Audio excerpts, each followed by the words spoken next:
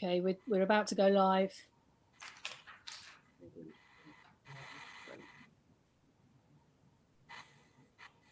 The red line is still moving along.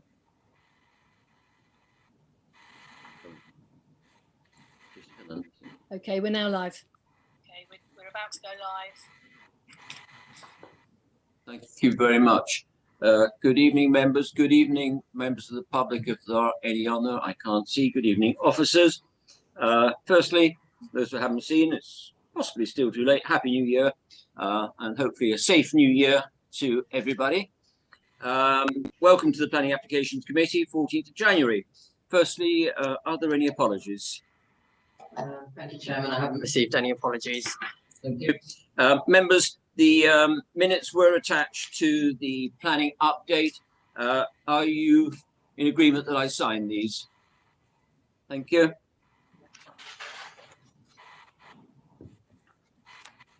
Won't take too long.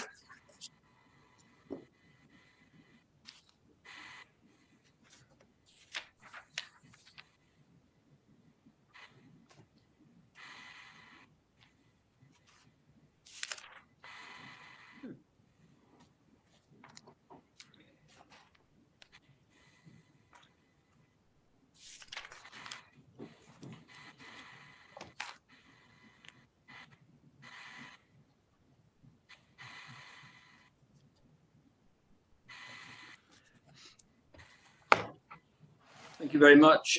Declarations we will deal with on each item, which takes us firstly through to item 1 on page 3 of the agenda, Camcourt Park, Chertsey Road, Windlesham. Declarations, I am aware there were a series of presentations in respect of this item, which I did not attend, although I was invited, and I have received correspondence from the applicant. Councillor Wheeler. Thank you, Chair. Just to say that I have spoken with the applicant's agent. I have also had a joint meeting with the other ward councillors associated with that application with the applicant. I've had very little in the way of representation from residents, but certainly have engaged with the applicant on a number of occasions, but obviously come to the meeting with an open mind. Thank you very much. Councillor Dugan. Yeah. Hi, I have met with the applicant on site in my role as the portfolio holder for economic development. Thank you, Councillor. Any others? I can't see anybody else. No. This is Mr. Prain. Thank you. Thank you, Chairman. First slide, please.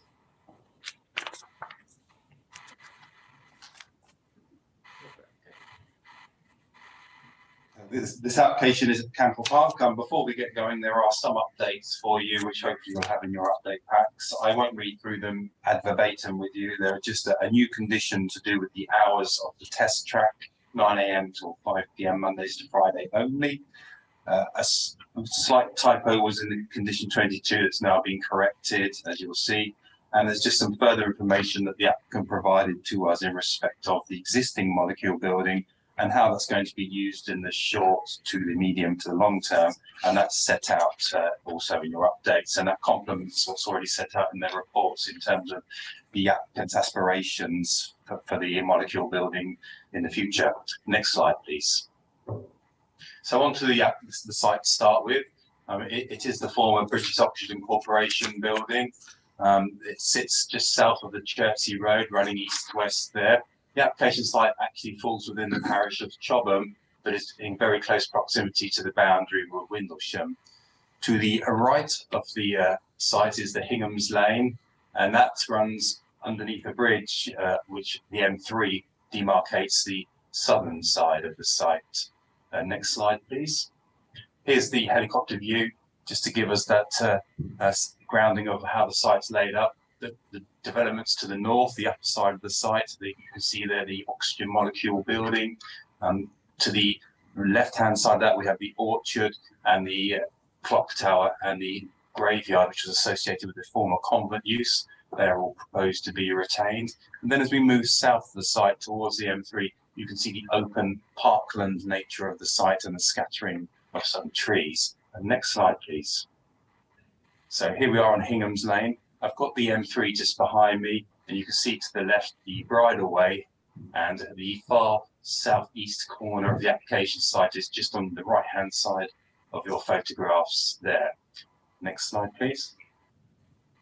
I've just come up here. You can see the M3. So I've gone up Hingham's Lane, and you can see back down towards the M3 bridge. The reason I provided this photograph is to show you where the second proposed access is the main access, and that will be roughly opposite where the existing access is on the left-hand side of the road to the nursery buildings. Opposite that will be the main proposed access to the site, and you'll see on the proposed plans that will become clearer shortly.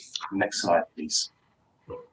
Okay, this picture is some 30 years old, so you'll see what the building once looked like and how the grounds were once kept. It's somewhat overgrown now, and the building has fallen into disrepair, but it's just to give an understanding of the character of the existing molecule building. Next slide, please.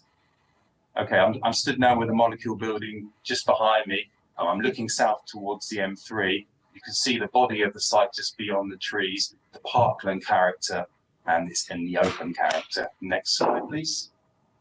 I've moved into the middle of the site now. I'm just looking towards Windlesham. Again, you can see that open meadow parkland character. Next slide, please. And just for completeness, I'm now looking back towards Hingham's Lane, looking east, and you can see the similar character of the area. Next slide, please. And now I'm stood with the M3 right behind me at the bottom of the site, looking back up, and the actual molecule buildings and the Chertsey Road, etc., are beyond the trees, out of vision. Next slide, please. Okay, so this is the application site. As set out in your reports, the applicant works in the automotive industry, and it's a design and engineering company developing automotive technologies. They're usually affordable, durable, safe, lightweight, low carbon technologies, which are worked up from concept, design, prototype to a production ready product that's then sold on to the Vauxhalls or Fords, the large manufacturers. Also, low volume bespoke vehicles are proposed to be produced on site, and this can range from high spec production supercars to smaller electric or autonomous vehicles. So looking at the proposal before us, it's a hybrid application, which means part of it is full and detailed, and part of it is reserved, outlined for a later stage. So starting at the southern side of the site, there's three white buildings. Buildings 3 and 1, which are the two outer buildings on the left and right, are reserved for a later stage, but we do have full details as part of this application for building number 2, which is the central rectangular building. That's a 2-story building, and it's going to be a sales, manufacturing and heritage building. It will comprise a customer reception, production vehicle, and assembly areas, stores, staff welfare, and meeting rooms. The parking area to the south of that building is also proposed as a full part of this application, and that access road as set out in your drawings. Just for completeness, building 1 and building 3, which is reserved for a later stage, are going to comprise HQ and engineering and research and development. Also proposed is the test road, as you can see, just to the north of building 2 and building 3, and that's also proposed as part of this application. This is not a high-speed test track in any way. It's just for low-speed proving of vehicles and testing. Coming back to the two accesses I mentioned earlier, if we start at where those two triangles are, orange triangles on Hingham's Lane, if we look at the further south next to the M3 motorway, that's going to be the construction access, and that's proposed to be built during construction for all construction traffic. And when construction is complete, will be closed off and used as an emergency access only. The second access, which is approximately 120 meters north of that access, will be that main access I referred to in the photographs, and that will be the access that's in daily normal use once the site is operational. Looking to the north of the site where the existing molecule building is, the applicant proposes some mixed uses on that site, so some secondary ancillary uses for the business, community uses, and primarily mixed education uses for apprentices, students and graduates. There will be opportunities for people starting out in their automotive careers, and more detail on that is set out in your reports. Next slide, please. So this is the existing building 2 that I mentioned. You see its design and architectural features. Next slide, please. Here we have the other sides of the building, just to show you the overall design. Next slide, please. And that's the final set of elevations. Next slide, please. Here I have some 3D images of that building, just to give it its contextual feel and how it will actually sit in real time in its landscape. It's the yellow building we're principally looking at. The orange building is reserved for a later stage. You can see the landscape in the applicants proposing, and also that level of detail on the building and how it will hopefully look in conclusion. Next slide, please. And while those matters are reserved at this stage, the applicant has given us some indicative drawings and drawings there and simulations of how the buildings will look. The 2 that are reserved, so that's building 1 and building 3, the HQ and R&D design building. And again, that's just there for completeness to show design and architectural language will flow in a similar way to that first building. Offers in conclusion, find no objection in respect to flooding, biodiversity, air quality, lighting, noise, residential amenity, trees, heritage or highways grounds, including conditions to agree construction, HGV routing to take into account the local school. However, the site does fall within the Greenbelt and your officers find it would represent inappropriate development in the Greenbelt. Section 8 of your report considers the applicant's very special circumstances and officers note the local, regional and national economic benefits proposed within a growth market, tackling challenges facing the UK and the wider global stage. The proposal protects existing jobs and creates further jobs, while creating opportunities for education as set out in the report, this way substantially in support of the proposal, and no other harm is identified within the reasons for approval. The application is recommended therefore for approval, subject to referral to the Secretary of State as a departure from the development plan, as it is major development within the Greenbelt. I have no other updates for you. Thank you, Chairman. Thank you very much, Mr. Green. Members.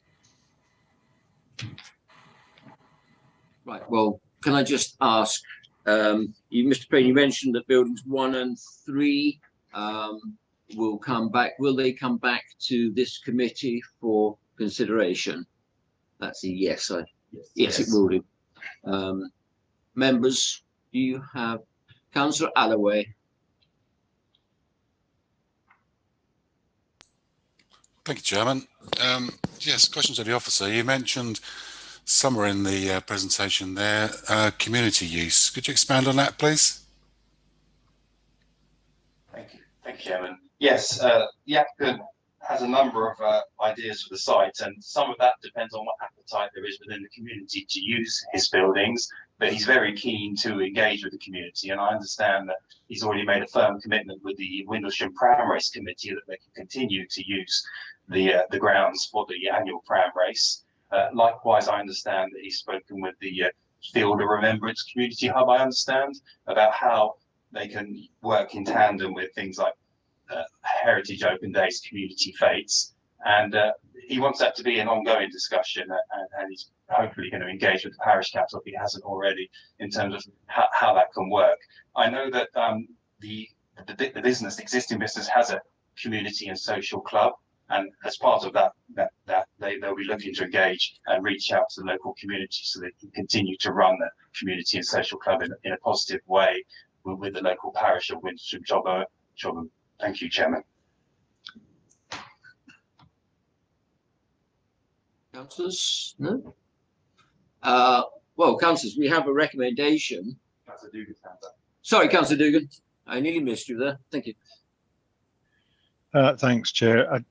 I guess I've really sort of putting my economic development hat on. This application represents the biggest opportunity for us to increase employment in the borough of any application. That there is 246, if I remember, no, 265, close but no cigar, when the whole thing is built out. It will also bring the first and only further education college into the borough, which I think is really quite exciting. Again, if all of his plans are play out, I just think it's a fantastic opportunity for us, and I hope councillors will support the officer's recommendation. Thank you, Councillor. Just to confirm, you were speaking there wearing your economic development hat and not as a planning member at this stage, correct? Both, Chair, I would say. Thank you for that clarification, Councillor. It is one of the most, it's one of the largest sections of Section 8 of the report, which is the very special. You muted yourself in midstream, but we got that. Thank you. Councillor Wheeler. Thank you. I'd just like to thank the applicant actually for the way in which he's gone about the engagement with the public, and also the way in which he has listened to initial feedback. If only every application could be as considerate. So I think it is a really welcome addition to the borough. As many members of the Planning Application Committee know, I do like to do quite a bit of background research on applications. And actually, I hope I'm not speaking too soon, but I could find no criticism of this particular applicant in his current location, no complaints about noise or unneighbourly behaviour or any of those things. So I think they're a good company to prove their very special circumstances, and I hope that it's a start of a growing and expanding business that will benefit the borough. Thank you for that, Councillor.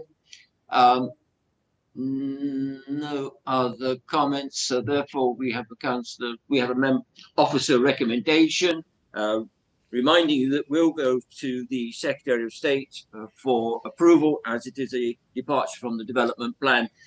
Is there a proposer and a seconder? Councillor Dugan, Councillor Wheeler, and Mr. Scott will do his usual. And if you can confirm or otherwise, please. So members, you're voting on the officer's recommendation. Councillor Graham Alloway. Agreed. Councillor Peter Barnett.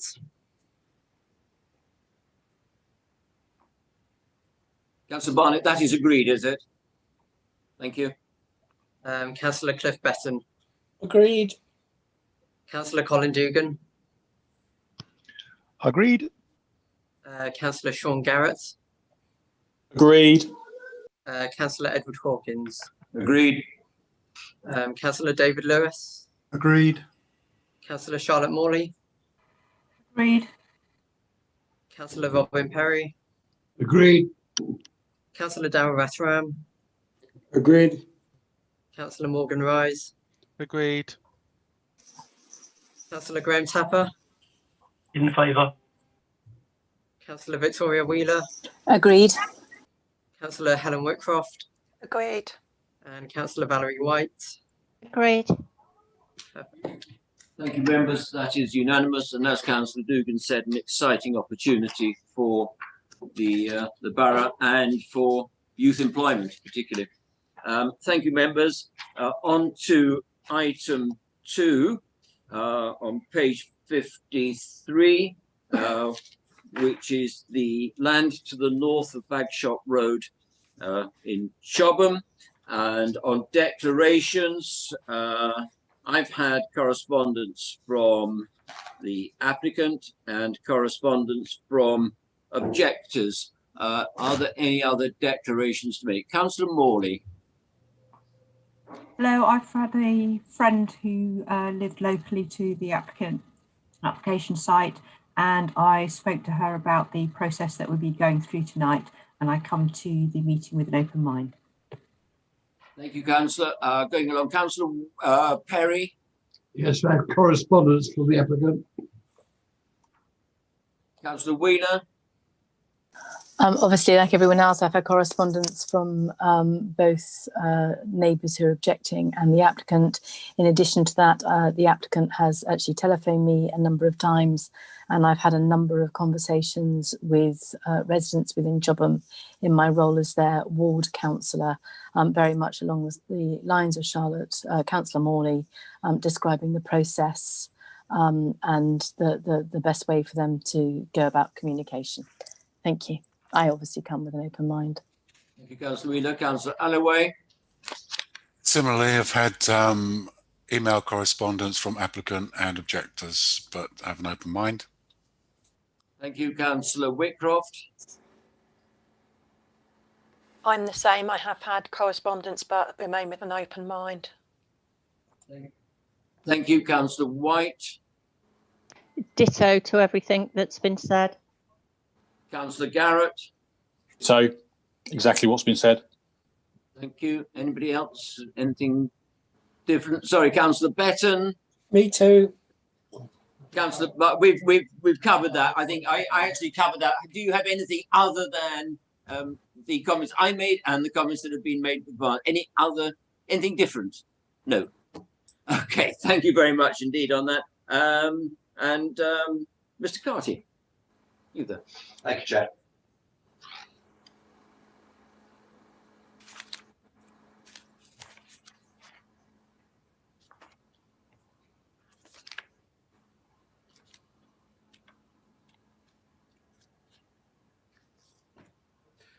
This application relates to a site west of the village of Chopham and in the Greenbelt.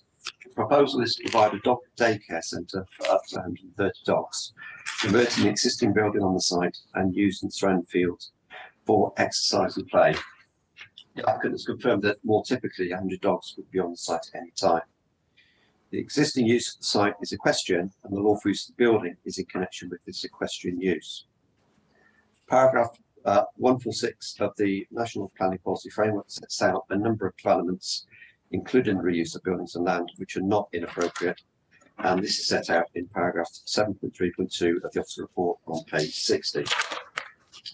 It is considered that the proposal is not inappropriate development in the Greenbelt because it relates to the end of use and reuse of an existing building, which does not lead to a greater impact on the openness of the Greenbelt, nor conflict with the purposes of the Greenbelt.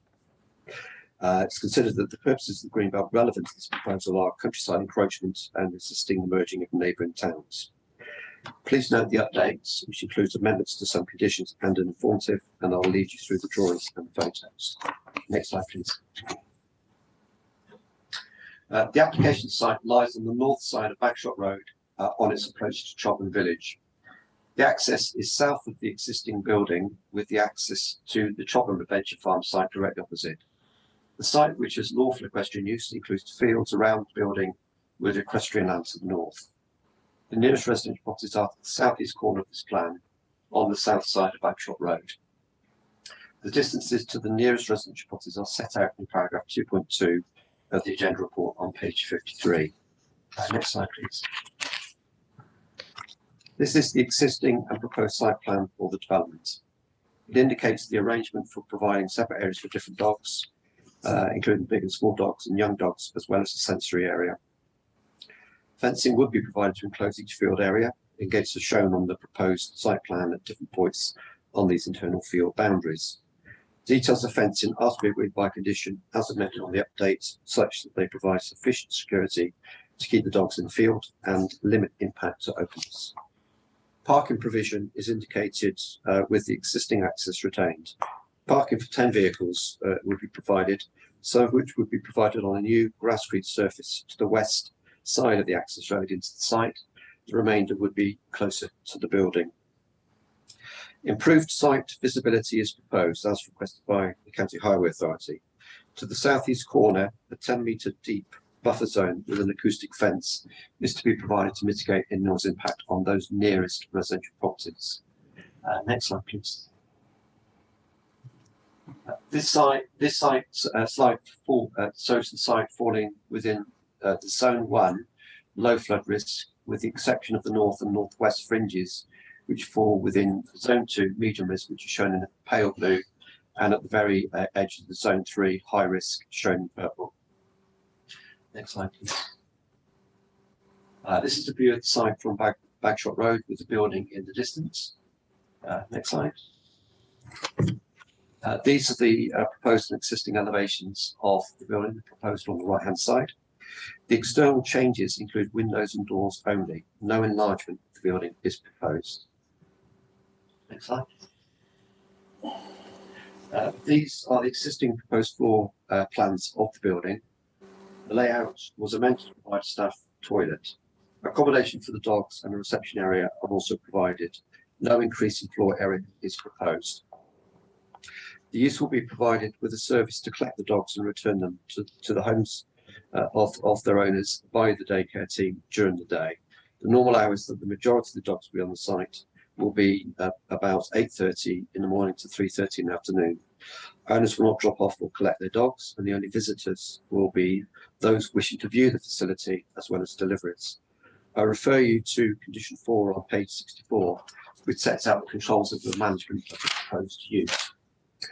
No overnight or weekend accommodations provided. Any dogs boarded would occur at staff's own dwellings. No objections are raised to the proposal from the Environmental Health team or County Highway Authority. As it indicated earlier, no objections are raised on Greenbelt grounds. The application is recommended for approval. Thank you, Chair. Thank you very much, Mr. Carty. Now, members, we have 3 speakers. We are going back to the old system where the speakers will be presenting for 4 minutes, and then they will be available for questions of a planning nature only from members. And if members, we're trialing this. It's the old system, but we're trying it. So please, members, can you keep your questions short and to the point? We'll see how this goes. I believe the hosts are now going to let the relevant public speakers in.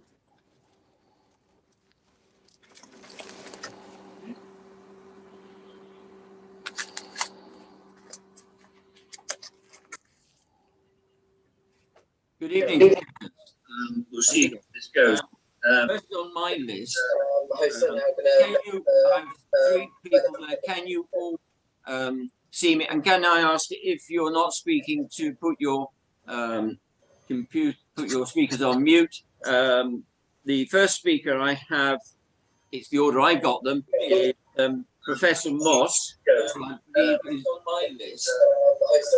I think if I can just interrupt, it's Joe here. I think somebody's got YouTube on and we can hear that in the background. Somebody's watching on YouTube. Can they mute their YouTube, please?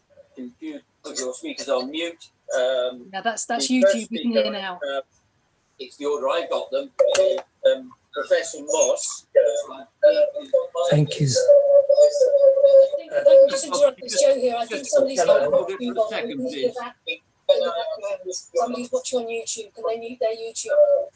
Oh, right. Put your speakers on mute. Yeah, that's YouTube. We can hear now. That's it. Thank you. Hello, can you hear me? Yes, we can now. Thank you very much. Thank you. Right. I'm David Moss, and I'm speaking on behalf of the Chobham Society in support of our objection of the 7th of March. And I'll go through the items listed in that objection. First of all, there are traffic issues.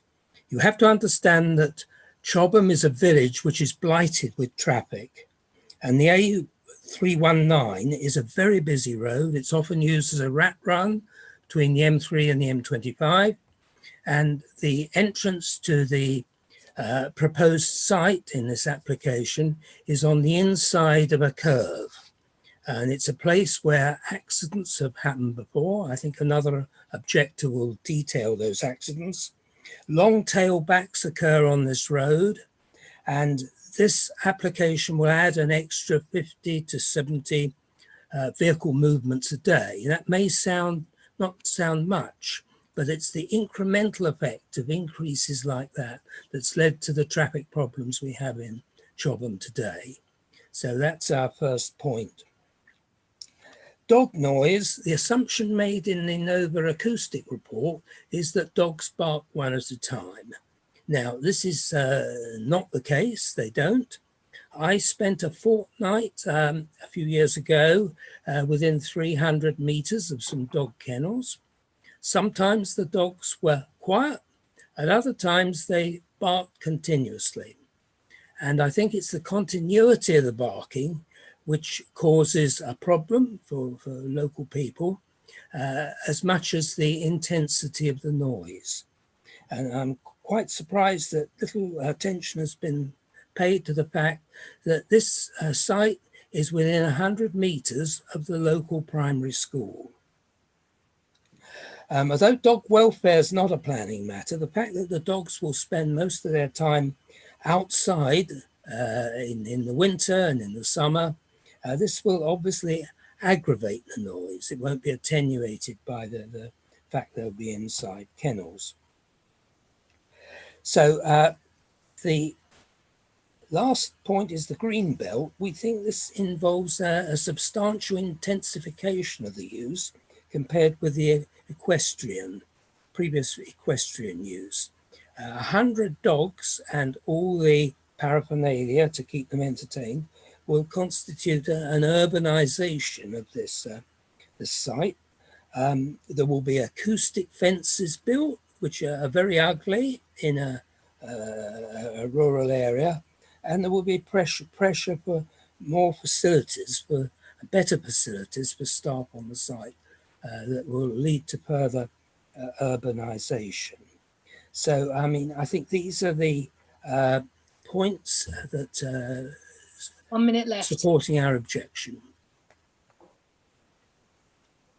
Thank you very much indeed. Members, do you have any questions for Professor Moss?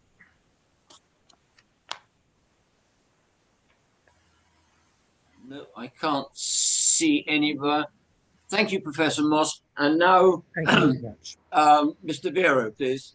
Thank you very much. Good evening. I'm Alex Vero. I grew up and live in Chobham, only 100 meters from the proposed site. I'm also a dog owner. I'm representing the residents of Chobham and the 1,000 people that have signed a petition over the last 3 days objecting to this.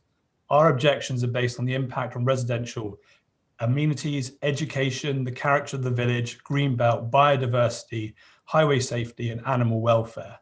The sounds survey was based on the assumption that it's highly unlikely that more than one dog would bark at any time, with a worst case 93 decibels.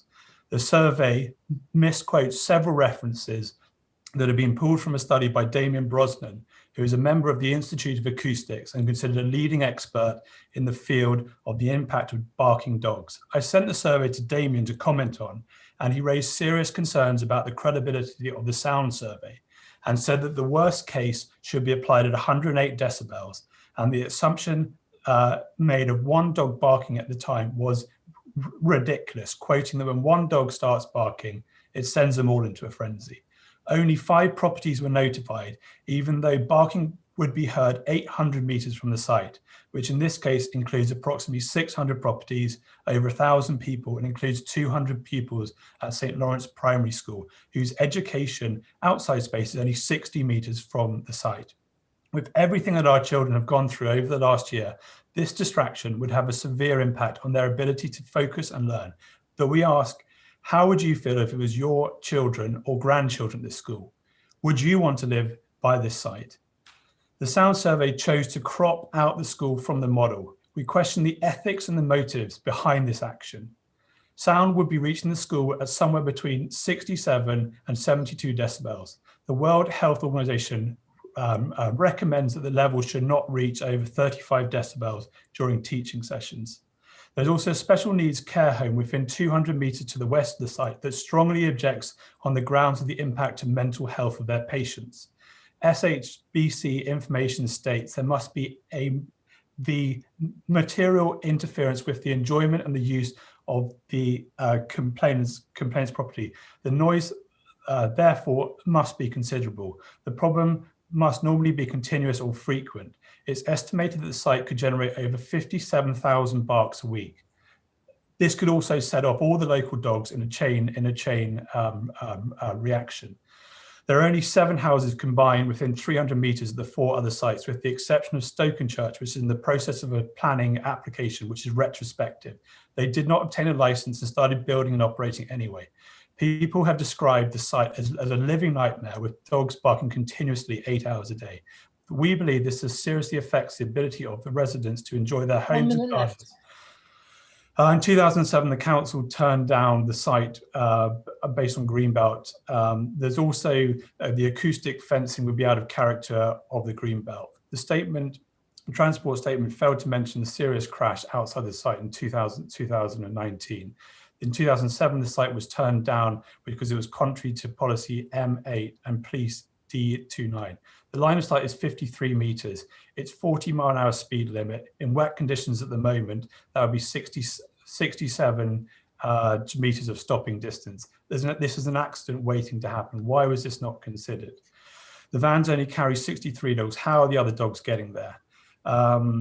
What are the special circumstances to justify this development? The site was flooded in underground water for most of the last month. What are the provisions for the dogs? The Department of Environment point 21.1 says that each dog must provide clean, comfortable, warm areas for rest and sleep in a secure area.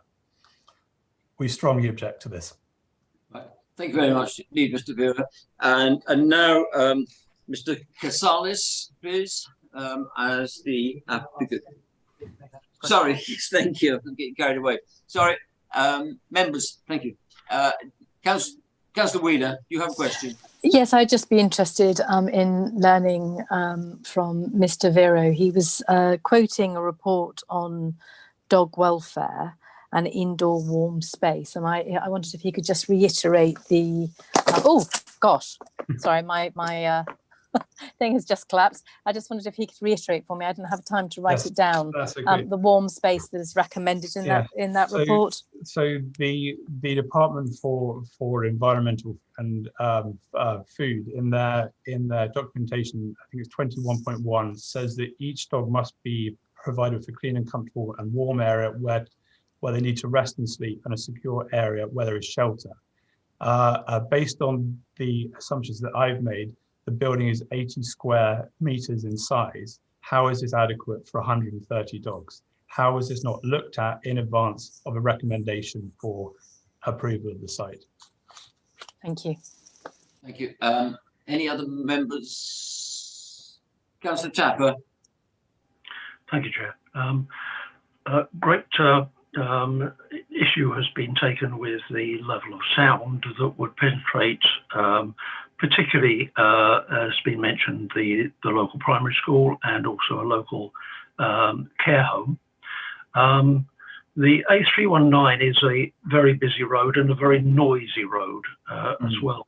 I wonder, in your investigations, did you actually do a sound survey in either of these buildings to determine the level of sound that penetrated into those two buildings from the road whilst, for instance, the children were being taught, or maybe the residents of the care home were enjoying their community time? So from what I understand, there was a recommendation from the local residents to conduct both a sound survey at the Cobham site, which is owned by Bruce's Doggy Daycare, and the potential impact to Chobham, but the case officer said that it wasn't going to be necessary because he was going to visit the site.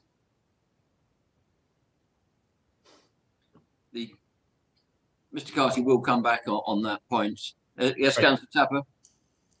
Yes, I'm not sure that quite answers the question. Are you deflecting that question to somebody else? Sorry, what I'm saying is the only survey that we have done has been based on the assumptions of Damien Brosnan, who had written a paper on the impact of dogs barking. Now we are challenging the survey that Bruce's Doggy Daycare has conducted. I feel that we feel, as does Damien, that there's fundamental flaws in the assumptions that have been made, and that it has not been assessed at the right level of sound, which should be considerably higher, which then, if you look at it, would have a considerable impact on a far greater amount of people. Thank you. Councillor Garrett. Thank you, Chair. I just want to pick up on a point that you mentioned, reference the dogs being dropped off and collected. Yeah. I think the paperwork says about 130 dogs in total capacity. And it does say that they will only be dropped off and collected by the van. And as you highlighted, there's 130 dogs. They're only going to be working between 8 and 3, I think. Yes. So does that mean that people are coming to pick up and drop off their dogs, or are they only going to be dropped off and picked off by the van? So I actually spoke to Bruce's doggy daycare at the Cobham site, and having read the recommendations that there'll only be 8 vans, they have 8 crates in total, and they'd only be going into the site, going in and out of the site 16 times. Now that's potentially 64. There is the possibility that some smaller dogs. So there's 66 dogs that potentially would be able to be dropped off after 7:30 in the morning. So that would ultimately cause like gridlock on the road, or they'd park at the adventure site and then have to cross the road with their dog. And I think I should also point out that at the outside the Cobham site, there's been 2 serious accidents where pedestrians have been hit as well. So there are fundamental safety concerns that have been raised by the council, that have been raised by the police in the past, but seem to have been completely overlooked in this, and they didn't even show what the bend in the roads either side looks like. And based on those kind of estimates, if it's wet, people driving at 40 or over 40, it's just only a matter of time that before there's an accident there. And this is not even taking into account the amount of traffic that comes out of the Chobham Adventure Farm, that on like certain days, 3:30, 4 o'clock, there are a lot of school children going in and out of there.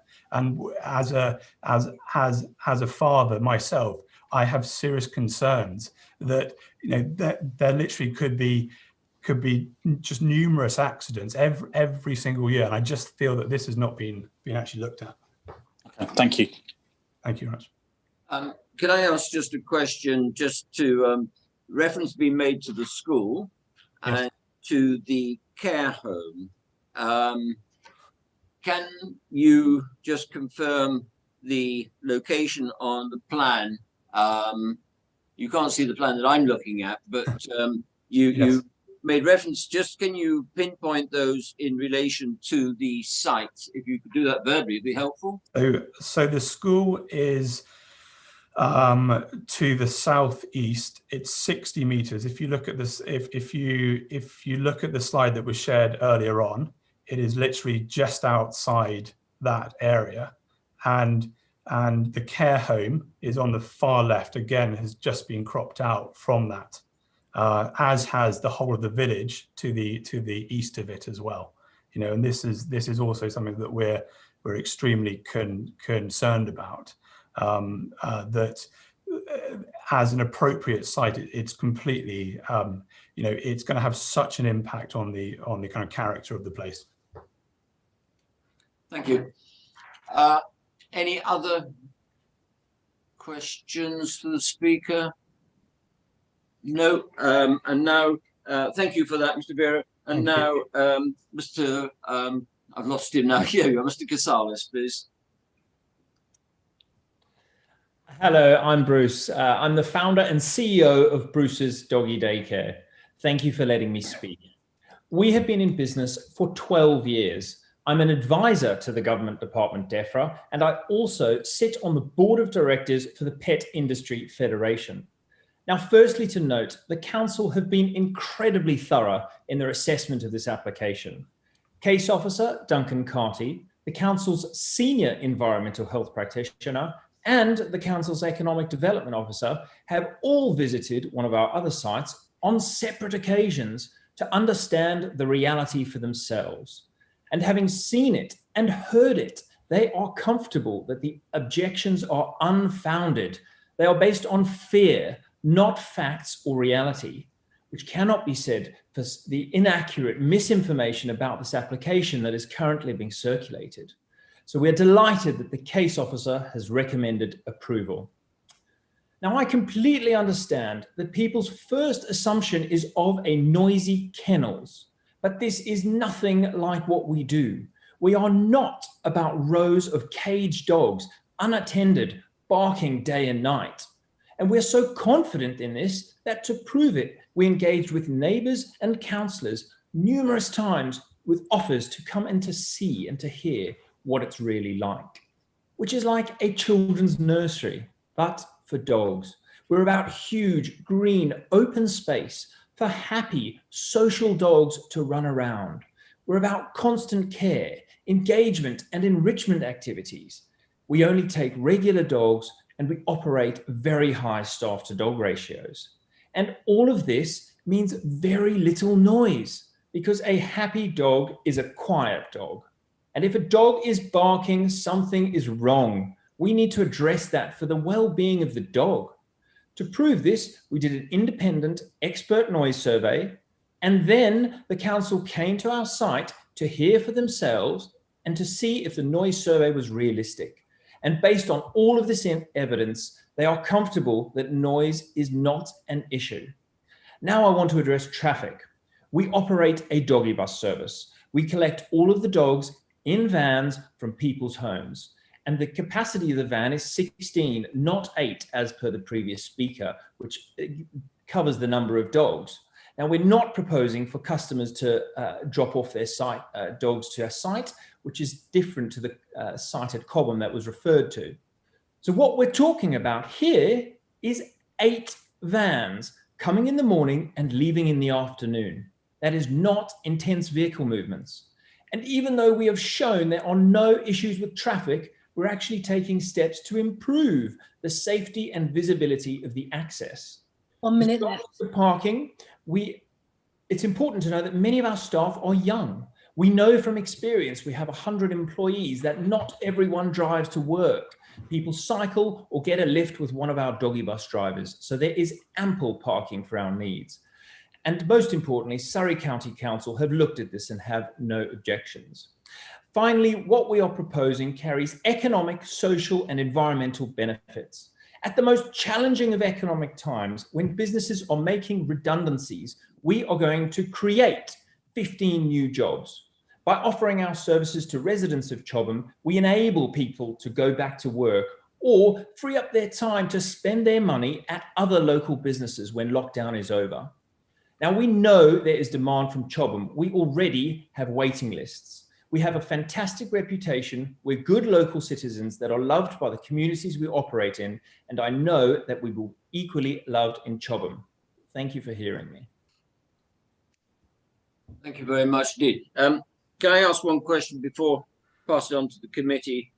15 new jobs. Can you tell me, what is the average age of your employees? You mentioned young people. What is the average age of your employees? The average age of employees differs. So for our carers, they are typically younger. For the doggy bus drivers, they tend to be older, settled. So it is a variety, but there are many young people. Okay, thank you. Members, Councillor Garrett. Thank you, Chair. I better say I'm a dog owner, so I have an interest, of course. So I have a dog, and I know what he's like with our next door dog. If they start barking, he starts barking. So, and that's not because he's badly trained or anything like that. It's just them talking to each other. So if you've got 130 dogs all in the same place, I know there's a chance that could happen. That's just a thing that can happen. So there is obviously going to be a noise. I know you say they're not in kennels, but they're out in the field, so they're going to be spread out. My concern is really one that we have been supplied a letter of from the school, one of the local schools, which apparently they weren't aware of this. I don't know if that's the case. Obviously, I've been told in their letter they haven't been made aware of it. And I know you said that you had engaged with some of the residents. Did you engage with the school? Because obviously my concern is that the school is very close to where this will be. And if they have a concern, maybe that could be allayed by the fact that you have invited residents. Maybe the school head teacher, whatever, should go along to one of your other sites to see if there is going to be a noise issue, because obviously that's one of their biggest concerns. So, I mean, I'd just like to know if you did engage with, at least, I know there's one school, I don't know if there's any other schools, but did you engage with the school? Thank you. We didn't engage with the school. The noise survey and the data on there has clearly shown that it's not an issue. to this. Now, at our Cobham Centre, where we've been for 12 years, we have a school in a very similar distance.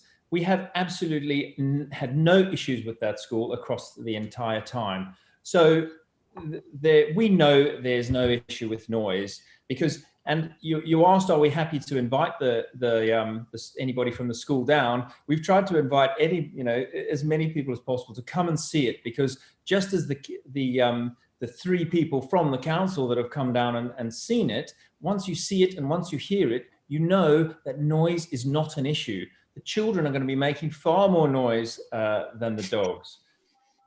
Okay, thank you. Councillor Wheeler. Thank you. I just wondered actually if you could comment, please, Mr. Casalis, on the indoor space that is available at this site, because that's the indoor space for dogs. So at the moment, you've just got a lavatory for staff, and there doesn't seem within the plans to be any rest areas for staff, or any kitchen facilities for staff, or anywhere for them to make coffee. So I'm assuming that will need to fit somewhere within the plans that we're looking at. So could you tell me, please, what the square footage is that you will have available within the existing building for dogs? So in terms of, there's two things there. So the staff welfare has been dealt with by the case officer. We've added a toilet and a hand washing facility. The case officer is happy and we satisfy welfare standards. So that is dealt with. On the inside space for dogs, now we are the experts in doggy daycare. I helped personally shape the legislation for this sector. And I understand the operation and I understand the dog's needs. So for those needs, I know that we have sufficient shelter for their needs, because like I said, it's not a kennels. We don't have these dogs sleeping inside all day long. It's about choice. The dogs come to us to run around, to be outside. They obviously do come inside to rest when they're having fun. So but the reality here is with the indoor space, it's been looked at. It is a licensing matter, and the council will ensure that our welfare standards are adequate. Mr. Casalis, I'm so sorry to push a point, but could you please tell me what the square footage is that is going to be available within that building for the dogs? I don't have that to reference, but it's been dealt with thoroughly throughout this application. So I'm just wondering, in terms of comparison at your other sites, they seem to be of a larger internal size with almost half the number of dogs. So is that because you feel that you're over providing in those sites in terms of internal space, or is it that that's the industry standard, or you're expecting these dogs to be out more? I just wondered what the reasoning was behind it, please. So the amount of inside space, which we've looked at, as I said, in depth on this throughout the process. Remember, it's been going since 2009. Is very similar to our other centres at Cobham, where it's a similar amount of space.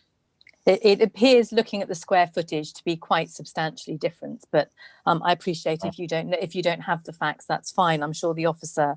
And just a heads up to the officer, if you would be kind enough to calculate the amount of space for dogs that excludes the reception area and the generous provision of a lavatory and hand washing facilities for rest and relaxation for the staff. You were involved in a programme on, I think it was Channel 5. It's available on My 5, which looks lovely. I think I have to say that dogs look like they're having great fun. And within it, you describe it as Disneyland for dogs, which is quite different to a rural greenbelt setting. And one of the things, you obviously have a lot of other facilities within those sites. But I have to say that within watching the programme, and I appreciate very often they're overdubbed, and there's a particular episode with a doggy party that I remember, at no point was there just one dog barking. So I have to say, how can you guarantee, given that the noise studies are on the assumption of, according to the plan that we have in front of us, acoustic fencing right the way across the A319? And I appreciate that that's a reserved matter that the officer will talk to us about. So presumably that factored into your study. How can you guarantee that there will never be more than one dog barking at a time, please? So to address the two things there, so that TV show, whilst once wonderful, was filmed more than 3 years ago. So the business has changed dramatically in that time. So at that time, it was that. We now have, for example, a head of enrichment who's come from 10 years at Dogs Trust. We have individual dog management plans, enrichment themes each week, that we manage each individual dog on a minute-by-minute basis. So the reality today, which is where the survey was based on, and where the officers have come down to visit, that is the reality today that we're talking about, not a reality TV show, from many years ago.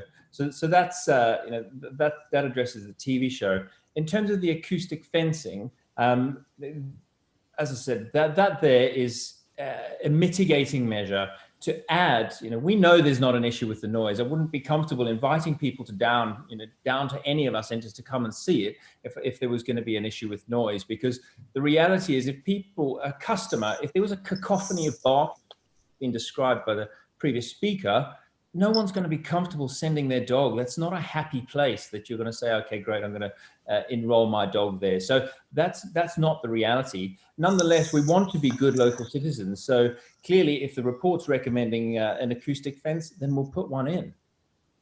Okay, and so, sorry, the question was, how can you guarantee that there will never be more than one dog barking at once? So that was one of the questions. The other thing as well is that the ecological study that was done shows that the ground rises up in the middle of the site and then tapers back down again, with a number of the properties, and in particular the one that concerns me greatly is knowing the topographical layout of Chobham quite well, is that the school, and again, just to clarify, I think you made a comment that the children are likely to be making more noise than the dogs. It's actually an outside classroom. So I'm sure I don't know if you've got children, but there is a big drive towards field classrooms, outdoor learning, in the same way that we like to stimulate our dogs, we like to stimulate our children.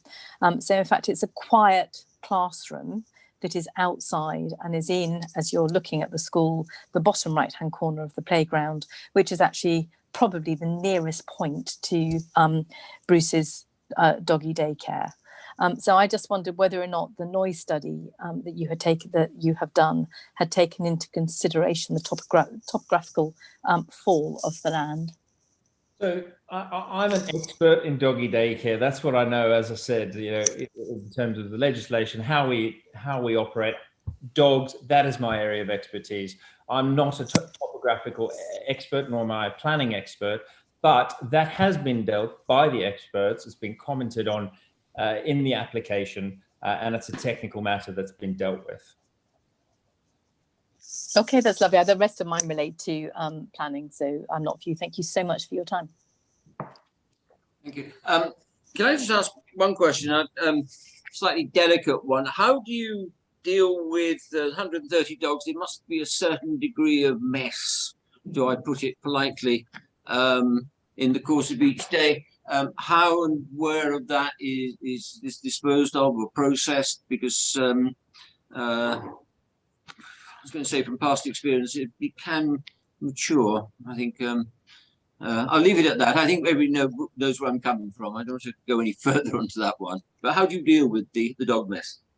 Well, thank you for asking. It's good to clarify. So every single person has dog poo bags on them at any given time. So we pick up after the dogs immediately, and then it's disposed of. Like clinical waste, there are actually specific dog feces waste collectors. They have separate bins, and they're handled in that fashion. So that's the simple answer to it. Again, the reality of what we're doing is that would be absolutely disgusting if there was dog mess around. Imagine walking in or working there and having dog mess. You're not going to be comfortable sending your dog to a place like that. So obviously we deal with it very, very professionally, but it's just not, it's not an issue. It would be absolutely disgusting to have it sitting around maturing, to use that word. Thank you for that clarification. Members, anybody else? Councillor Rise. Thank you, Chairman. Just a question regarding informative number 2 on page 66, where it says that the Workplace Health, Safety and Welfare Regulations 1992 require employers to provide for their employees sufficient toilet and washing facilities, drinking water, facilities for rest and to eat meals and accommodation for clothing and facilities for changing.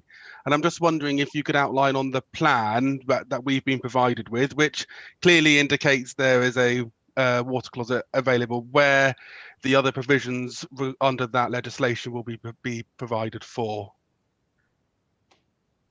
So as I said earlier, regarding the staff welfare issue, we've gone and the case officer has looked at this, as has environmental health, and they're comfortable, as are we, that we satisfy the welfare standards that's been dealt with in the application. Thank you. I was just wondering where you're expecting your employees to eat their lunch, for example. Is it going to be in the area labelled reception, or is it going to be outside? Is it going to be in the areas where there are the animals? I'm just wondering if you could just point to a point within the structure of where that provision will be provided. It can be in the. It would be in the area where reception is.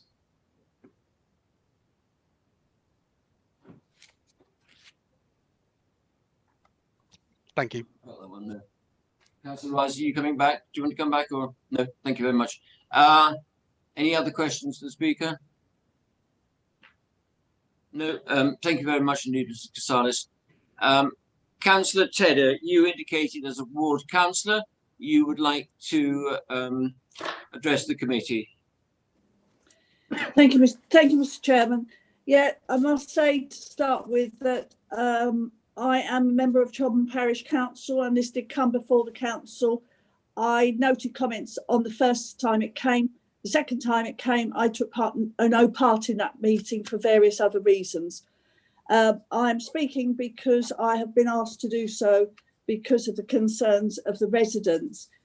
I did have a lot of questions, but I'm not going to bore you with those because I think a lot of the points have already been raised. But I do have concerns. One is about the parking, because I know it's lovely. We can think if people can cycle. We know it's lovely if people can walk to work. But they are actually saying they are having 15 members of staff on site. There are only 12 parking spaces and they have 8 vans. So it doesn't quite equate to the number of parking spaces to the number of actual people and the vans coming in. Because if you take off 8, that leaves 4, only 4 parking spaces for all the staff. And I think that is inadequate and it needs to be addressed because, like all things, parking is very, very difficult. And nobody really likes cycling around Chobham unless you're a professional cyclist, because like other roads, they are very narrow, very twisty. Cars are very quick and it's very dangerous. My other point is flooding, which hasn't really been taken into consideration.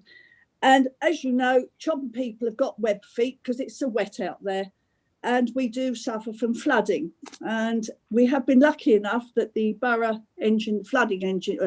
drainage engineer has dealt with a lot of this. But there's a lot of work to be done with regards flooding at the rear of this particular site. And this will affect the whole of the village. It goes through there and it will land up in what is now the Sangs. And I think most members will know where the Sangs is. So I'm concerned that they have about this work, and has that been taken into consideration when they're putting in hard standing and various other things, and it is extremely wet out there. Last but not least is the noise. And there does appear, and I've heard I've had several residents ring me up, and I can't vouch for this, I can only repeat what I've been told, that there have been complaints, or numerous complaints about the site in Cobham. As I said, I'm only repeating, I cannot verify it, about the site in Cobham. That is much more out in the sticks than this one is. This one is going to be very close, and very close to the flooding area.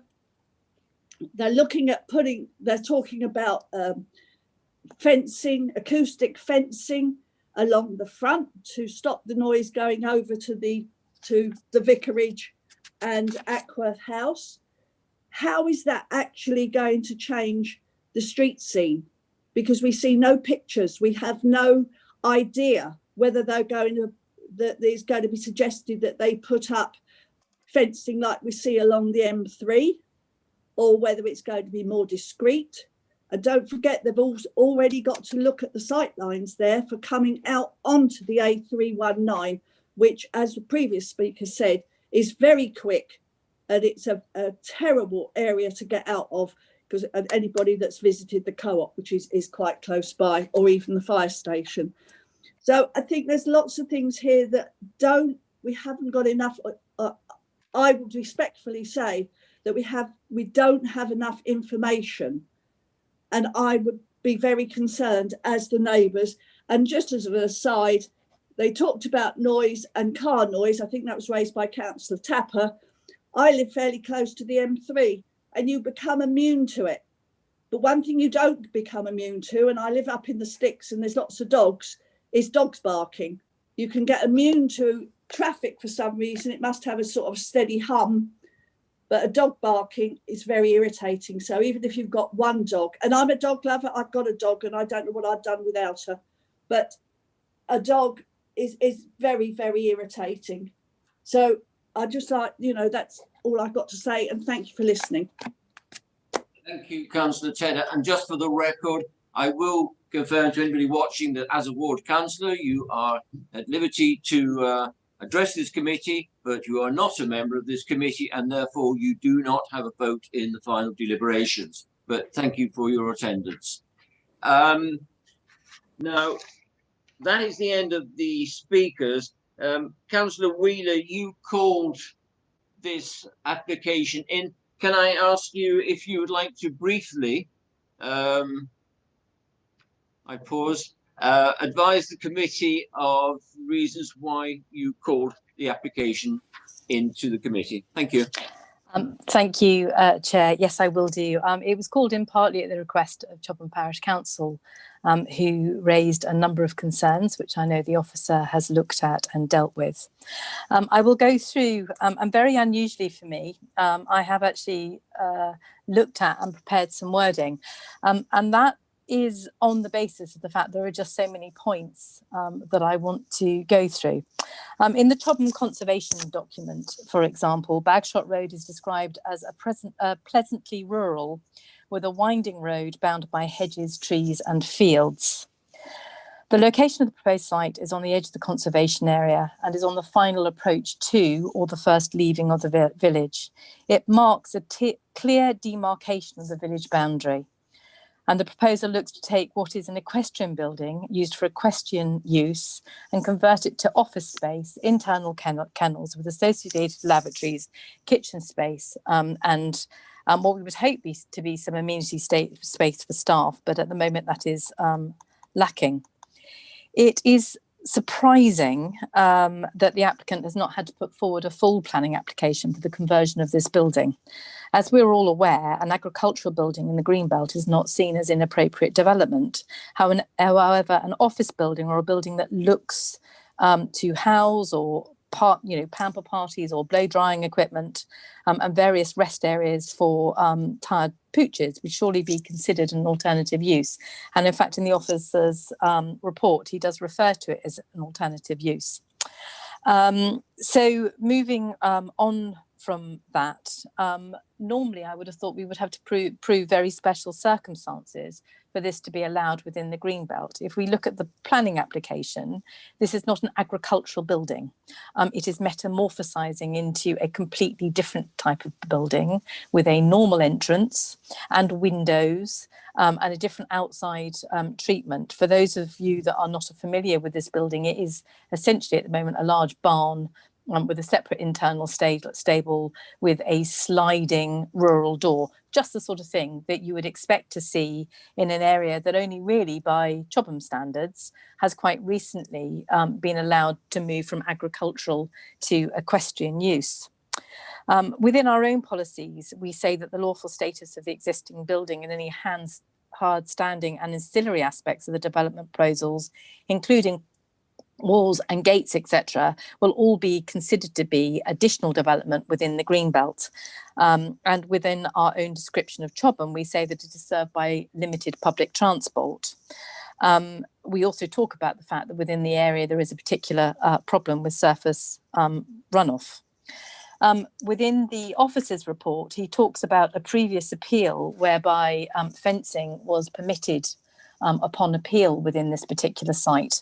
The fencing that was permitted on that occasion was to keep horses safe, consistent with the change of use from agricultural to equestrian.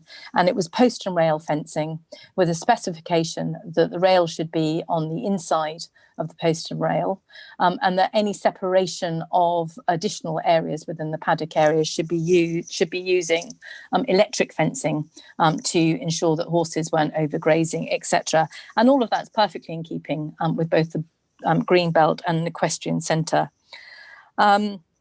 We do at this stage only have a preliminary ecological report to go on, which was predominantly, in the words of the ecological study, a web-based desk study, and didn't interestingly take into consideration the waterway that immediately abuts the edge of the field.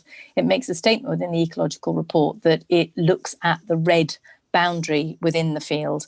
Immediately beyond and on that red boundary is a small stream that feeds into the Bourne. So again, we don't have detailed drainage plans for this. We don't have detailed runoff plans. But I know that there have been concerns that have been raised in some of the ejection letters of the additional effluents that will be soaking into the area with this highly intensification of use of a green belt site just on the edge of the conservation area of Chobham. The preliminary, and if the officer would be kind enough to come back on that as to why it's just a preliminary ecological report, does say that they haven't been able to do a full observation because of the time of year in which they undertook the study, but they do talk about some rare species such as the great crested goose, etc., etc., etc. But I don't think, I'm not happy, I have to say, with the ecological report that is there. I have looked at a comparison of the sites of both Tunbridge Wells and Cobham, and the one that really stands out for me on those two sites is the fact that they are in a much more rural location. The Cobham site actually has a main A road between it and its nearest inhabitants, and there's a lot of field and forestry and raised banks between the site and the people. And on the other side of it, it's got the M25.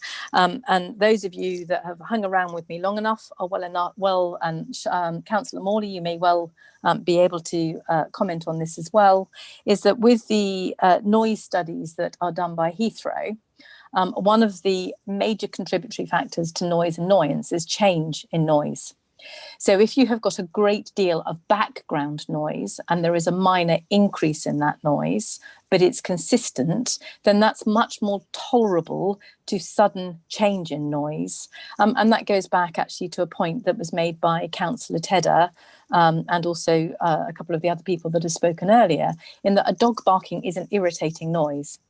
And even if it is only one dog barking on an irregular basis during the day, that almost makes the noise barking worse than other times. I don't know how many people remember Camberley Kate, but there were times when all of those dogs barked at exactly the same time. Not often, because they were happy and well cared for dogs, but I have to say, having lived close to where she exercised the dogs, there were times when they were very noisy and you could hear them. So you've got to factor in the noise annoyance.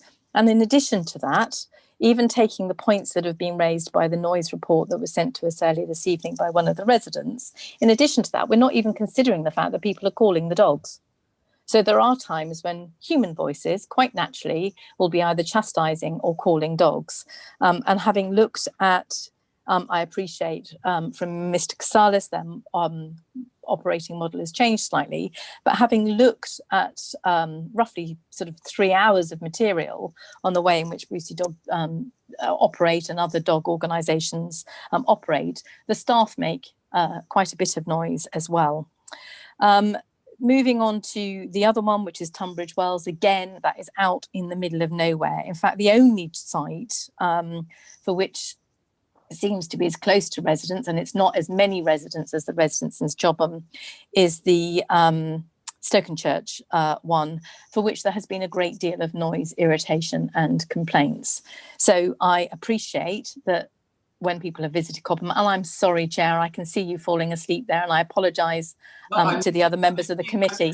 I'm just grateful. I asked you to briefly. I am, and this is brief. Believe it or not, I have précédé the copious notes and pages of notes that I've made. I trust that you will be shortly coming to the end of a very extensive and very informative list. Thank you.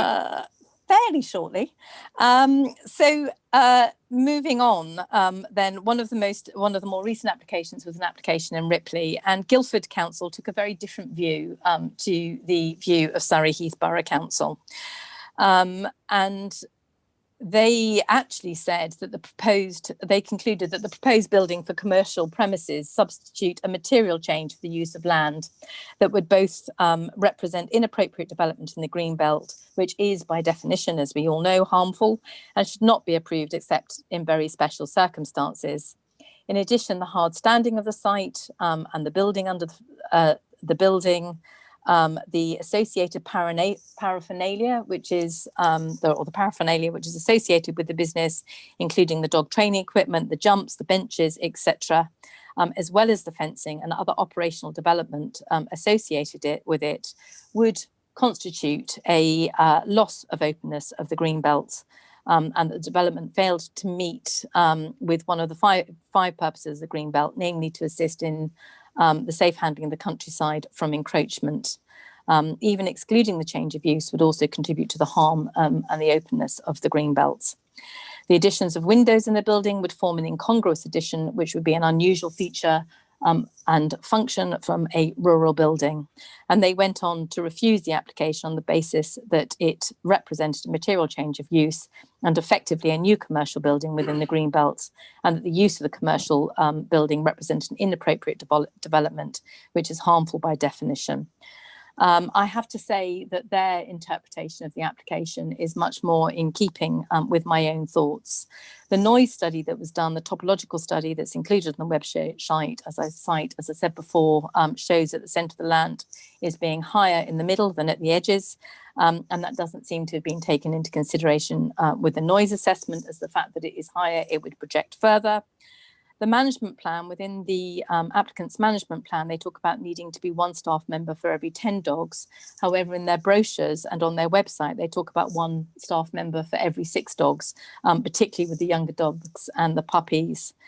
They also state within the management plan that the dog will come with its owner to settle in. However, there is no provision of parking for this activity.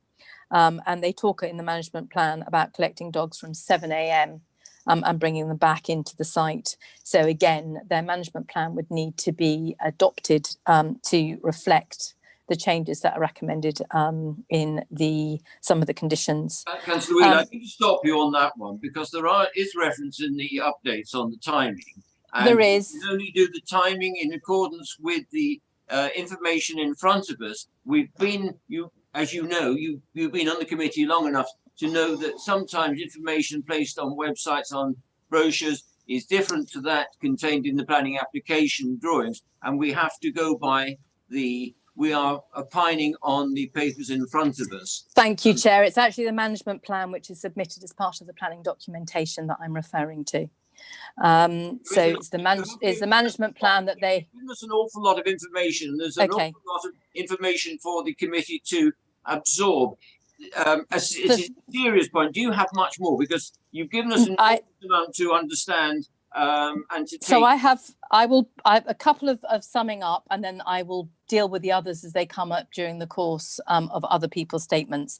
The application before us shows fencing, and it's a detailed plan within the planning application of 1.6 metres of agricultural stock fencing and a 1.8 metre perimeter fence. I accept that the officer is saying that this would need to be agreed under conditions, but my understanding of the planning application process is that we must consider the planning application as it stands in front of us. That obviously will not contribute to the openness to the green belt. Therefore, there is a lot of other points that I would like to bring up. It's a detailed application. It's a very important application for the preservation of green belt and the entrance to the conservation within within Chobham. However, I will wait and see if any of my additional points are raised by other members of the committee. But I am hoping that other members of the committee will support me in seeing this as an inappropriate development in the green belt for a whole stack of planning reasons, which I'm happy to list when we come to that point in order to support it. And if we are minded to approve, I have a number of additional conditions that I would like the committee to consider, but I will stop for now and come back later if I may, please, Chair. Thank you very much, Steve Councillor Wheeler. Do you want to come back on this? Quite happy to, but I'm just, there's so much there. I don't know what bit I need to refer to. I'd let other members speak and then back. Right. Okay, members. Councillor Allaway. Thank you, Chair. Firstly, Bruce's doggy daycare. I mean, if I was a dog, that's where I want to be. I think the service looks awesome. But the issue here is amenity impact. I've got an observation compared to the other sites that the operating hours are between 7:30 and 6 o'clock in the evening. I just wondered if that have any impact on viability running from 8 till 3:30. The comment under 6.2, job creation, benefit to Chobham, unless there's some restrictions in the employment policy that it's only Chobham people that can be employed, I don't see quite how that stands up and holds water. But my main concern is that as it is, amenity impact is the issue, and the noise from potential noise from dogs. The Damien Brosnan report seems to have serious challenges, and I'd just like to ask the officer if those have been contemplated in comparison to the report that's been put in by the applicant, and what his opinions are on the Damien Brosnan points. Thank you. I'll go around and see Councillor Rice. Thank you, Chairman. I'm just going to refer back to the question that I asked Mr. Casalis regarding the provisions under the informative number 2 of the Workplace Regulations Act 1992, and just regarding, obviously, the applicant mentioned that this was satisfied by the case officer and by the council, whereas referring to 7.9, this doesn't seem to be the case. It's saying that the applicant will be required to provide based on this later on the date. And I'm just referring now back to the plan that we have in our pack, and as we are constantly told that we must look at the application that we have in front of us, the demarcations of the internal layout of the structure does not provide clearly enough space to satisfy the regulations under that act. I accept that there could be changes, but if there are changes, it will reduce the amount of internal space for dogs. And if there are going to be 130 dogs, the barn itself looks relatively small as it is. So I'm just unsure how I have real concerns based on there is not provision enough for the staff. If we're going to be talking about 15 members of staff, and under the that's clearly not enough provision of facilities, as it looks like a single toilet which may have shower facilities. And I'm assuming that if they're going to be working with active dogs or any kind of dogs, there will be a relative amount of dog mess, which they may find themselves having to change clothes. And as under the Act, it says that there must be suitable and sufficient facilities shall be provided for any person at the work in the workplace to change clothing in all cases where, etc., they must have to change. And I'm just unsure how we are able to take this application that there is correct provision under this Act when, based on the plan, there isn't. There's not, there is no clear provision for eating facilities. There is no clear provision for shower facilities, changing facilities.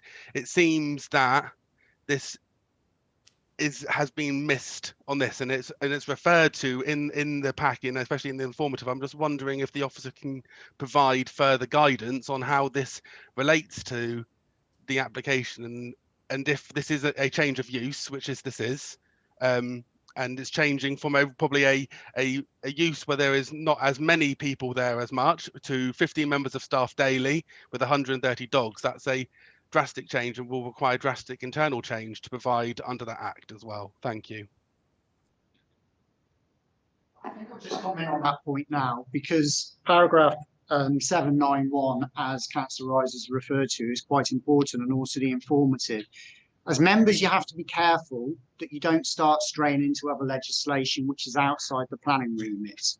We have to ensure that what we're considering tonight is based on planning merits and not legislation which, for example, I'm not an expert in as a planner, and we have to be careful that we don't start going into that other legislation.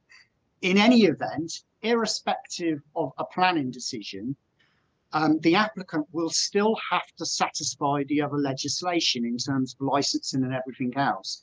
If he cannot satisfy that, the business will still not go ahead. So we still need to ensure that we're concentrating on the planning matters, the issues you spoke about in terms of amenity, greenbelt, etc. But there's a danger that if we stray too much into those welfare issues and other areas, then that opens us up, and we shouldn't be doing that because it's outside our jurisdiction. We as officers have gone far enough. We've asked a question, we've asked about what's happening, and you've obviously already heard the response from the applicant tonight. Thank you, Mr. Partington.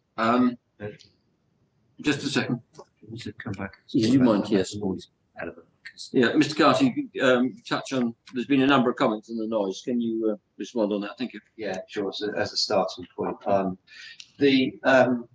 have visited the sites at Oaken Shops or Cobham. When I visited the site, there were about 90 dogs on the site.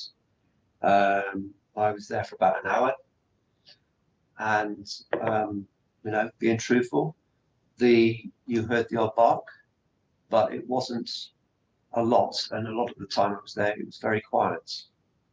I just give my observations. I asked the question of our senior environmental health officer when he visited the site on a separate occasion, and he came back with the same conclusions. So I thought it was right to let you know we have, because it is a different function, something which we're not so familiar with in this borough. There is no similar facility in this borough. That it was wise to go and visit one of their other operating centres, see how it felt and how it was arranged and the noise that came from it. I have been made aware of the Bosnian report. We received the information earlier today. I have received a statement from our environmental health officer, which I'm quite happy to summarise for you. Please. he indicates, and as you can recall, he raised no objections to the proposal on noise grounds. I stand by the conclusions with my consultation reply, which were determined by my own observations and calculations. The application is not for boarding kennels, and to this, I would agree with Mr. Brosnan that these will typically produce much more noise. I find the baseline of 50 to 52 decibel background to be accurate, since these were measurements confirmed by our monitoring.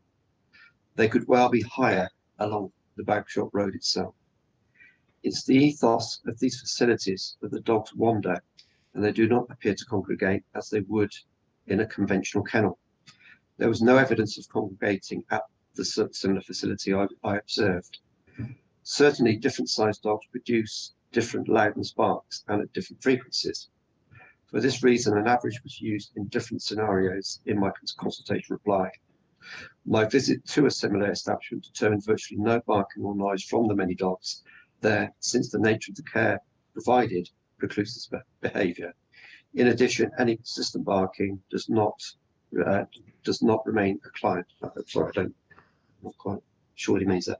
In summary, while there may be differences between my own measurements and calculations to the NOVA report, these were minor and could not be expected to alter my recommendations. I'll lead on from that just to the issue of the fence.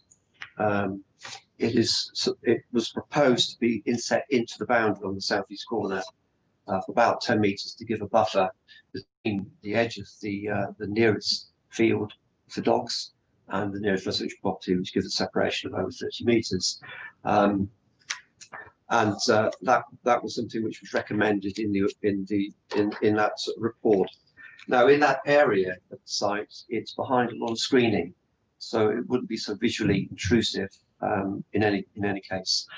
And in terms of the remainder of the fencing requirements for the site, I felt on the update it was wise, prudent to amend the conditions so that we have control over the fencing around the site, so that it meets two tasks: that it makes the site secure for the dogs, and secondly, that we can approve a more open appearance to the fencing than what was suggested on that plan.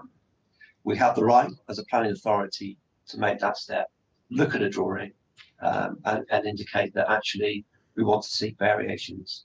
We have that right to do so. Okay, thank you very much, Mr. Carty. Right, Councillor Lewis. Thank you, Chairman. My interest is the letter of objection, the late one from the care home. As most of you know, I have an autistic son, and I have a lot of sympathy with what they've written in their letter. A large pack of dogs in close proximity is going to cause a lot of anxiety and fear. My question is the points raised in that letter, are they planning objections, or would they have to be dealt with elsewhere?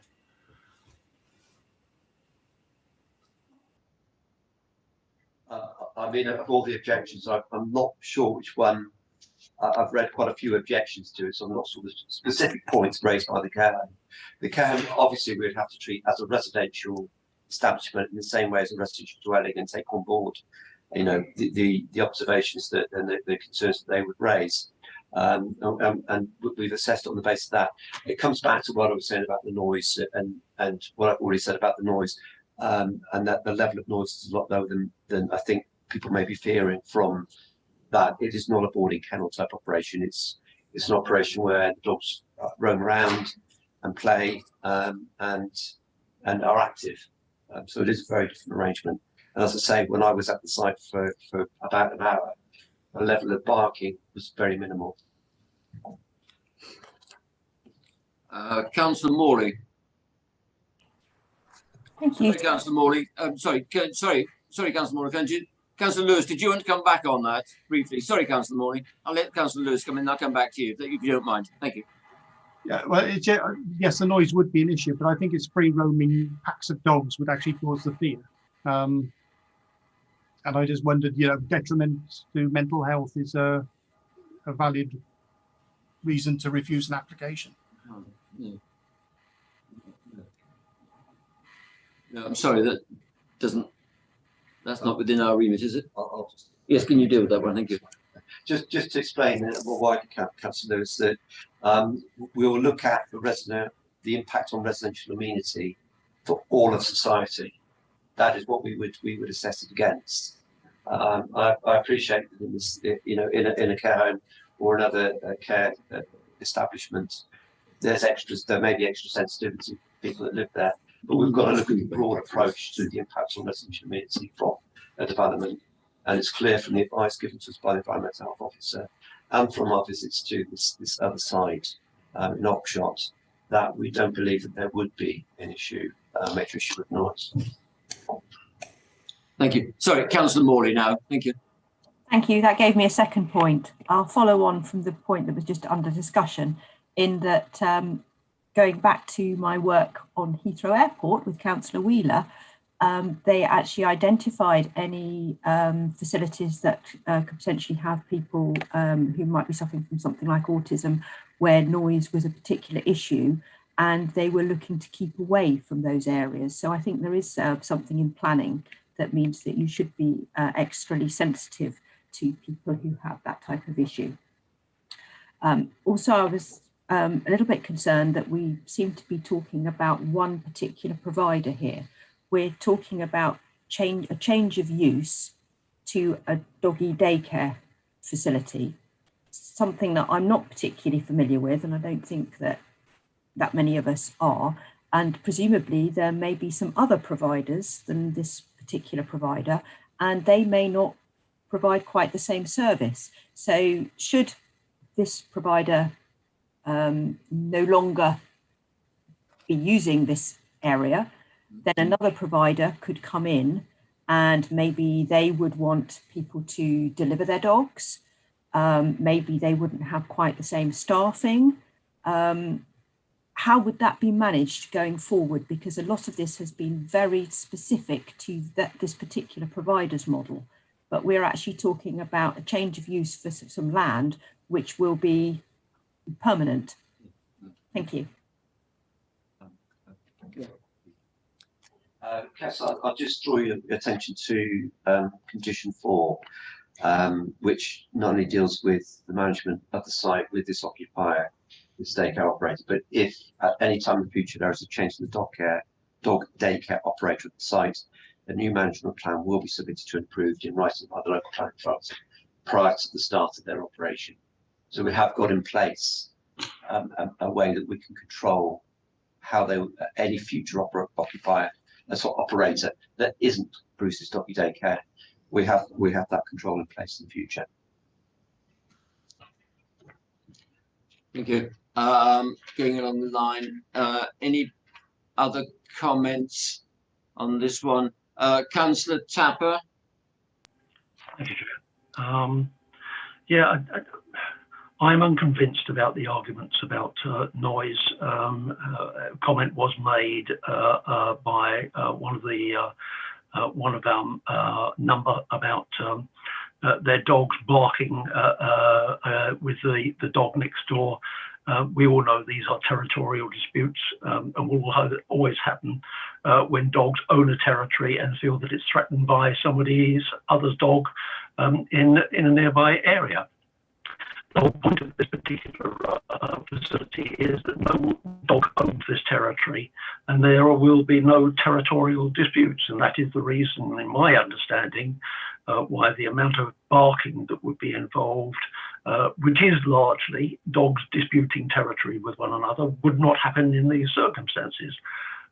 Other dog barking complaints that we have extensively on Heatherside result from animals which have been abandoned in back gardens while all of the house is out working or kids at school, and the dog obviously is lonely and wants attention. That's why it's barking. Once again, something that is not going to happen here. Mention has always also been made about the potential impact on amenity by the barking for the care home. If you look at the map, in fact, there is a substantial building and a substantial distance between this facility and the care home. Most of the sound, I submit, would be blocked by the house, which is in between. Likewise for the school. The school is actually behind a whole load of houses that line Bagshot Road, and they also would act as a sound blocking feature. Something that I know for myself, living only 25 metres away from a very, very busy, very noisy road, that our next door neighbour's house blocks out that sound quite substantially when you're standing alongside it, but when you're standing alongside their open garden, you hear it a lot more. So I am a lot more comfortable about the sound issue. However, I have to share my concerns with Councillor Rise that I do not believe this building is fit for the purpose intended. I do not believe that we have the right to wash our hands of our responsibility to identify that as a particular concern that is sufficient for us to be able to consider declining this application and simply hand it off to somebody else's responsibility and hope that they will make the right decision. I believe we have the right to say, if we believe that to be the case, that this building is not fit for purpose, and because it's in the green belt, cannot be expanded to make it fit for purpose, and could therefore only be made fit for purpose by reason of reducing the facility for the animals themselves. So on one hand, I believe there is a good case to be made for this this facility to be approved, but I believe this is a stumbling block which is impossible. Thank you, Councillor. We lost you right at the end, but I think you had finished. Councillor Perry, were you indicating you wish to speak? No. Just looking else. Any other person wishing to speak?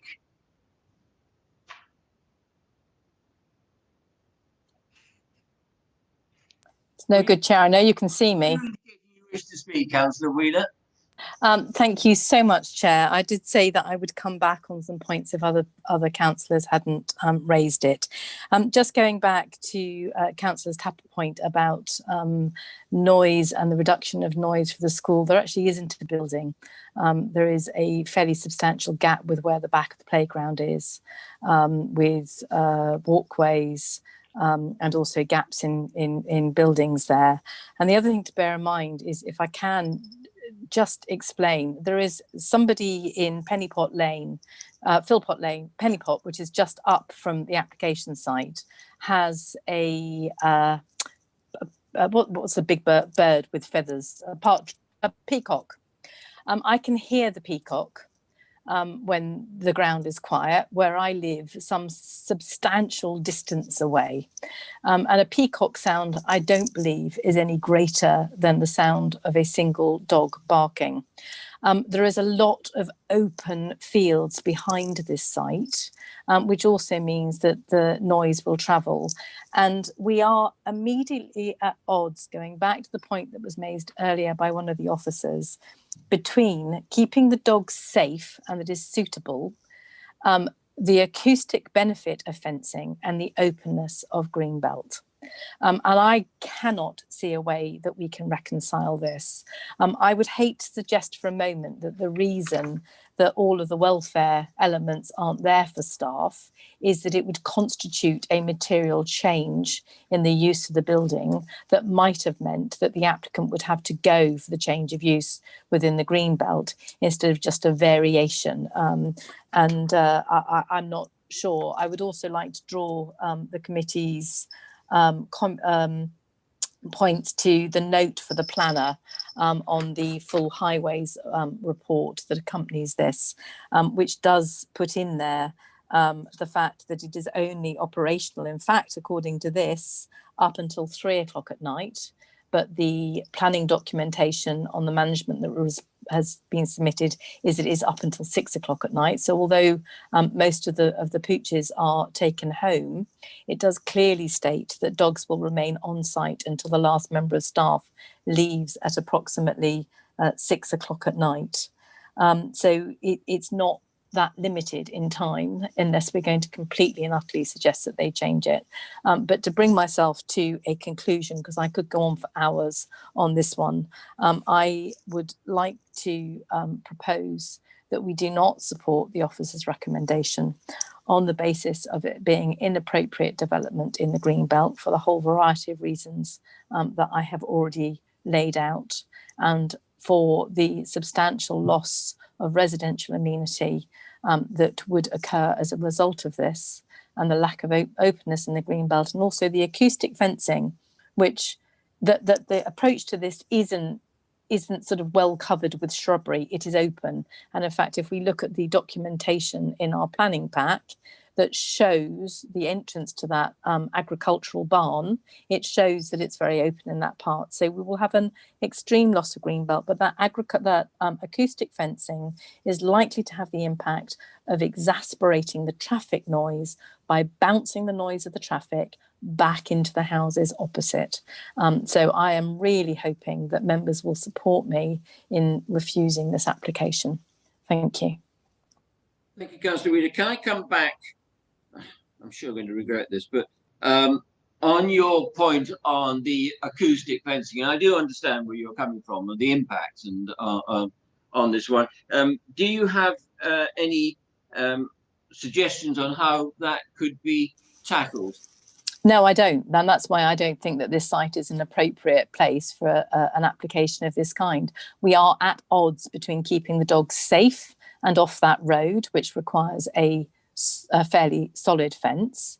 We're at odds at trying to mitigate the noise, which is in the noise report, by providing acoustic fencing, and we're at odds in trying to maintain the openness of the green belt, which includes not having all that paraphernalia. And if you look at the sites for these things, they've got temporary structures, albeit temporary structures of canopies and things for people to shelter when it's raining. And we have glossed over the fact that this is a wet field. It is wet. It is really wet. It's beyond welly wet. It really is, and it which means the dogs are likely to sort of be very wet and dirty. We've not got any drainage reports here. If we are minded to approve it, if people don't support my request for a refusal for this application, then we need to add some additional conditions in my opinion, to protect both the integrity of the highways report, which is based on no customer cars there at all. So we would need that condition added, and the fact that the content, the interior of that building is for the use as it is currently designed and shouldn't be expanded to have things like the dog grooming business, etc. But I'm hoping that we won't need to come to that point. I'm really hoping that members will support me in not approving this plan application. Thank you. Members, we've given this a fair hearing. I think it's best description. We have a recommendation from the officers, unless there's anything else to add. The other thing I've spotted is that if it helps with, there's also talk about the access and danger to highways. We have got an approved plan which shows the site visibility. Yeah. But if it's required, we can add on a condition that is maintained and retained in perpetuity. So there is a additional condition if members are minded to approve it. I think we should have that. Yeah, I think we should have that so there is an officer recommendation with sort of an amendment as outlined just now. Is there a proposer and a seconder for that officer recommendation?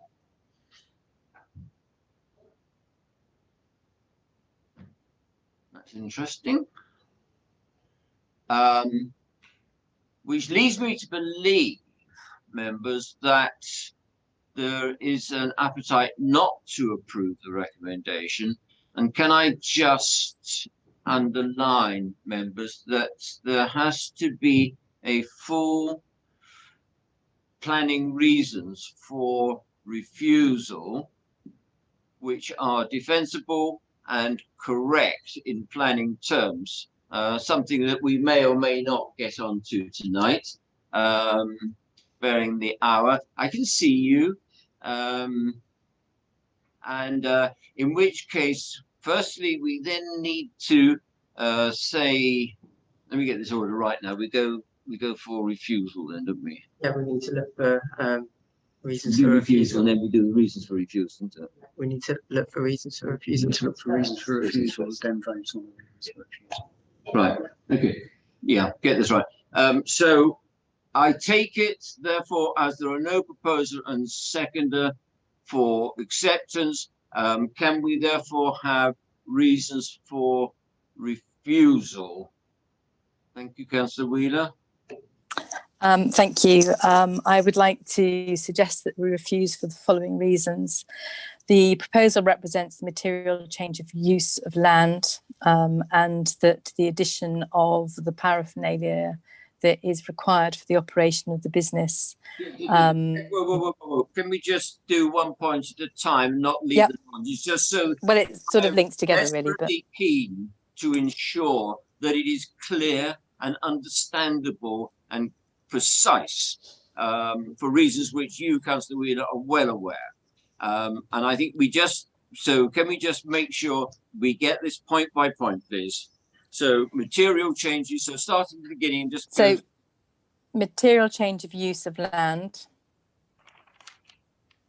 to a commercial building within the green belt. The use of the commercial building represents inappropriate development, which is harmful by definition. The associated operational development connected with the use, and in particular, the fencing, results in an adverse impact on the openness of the green belt.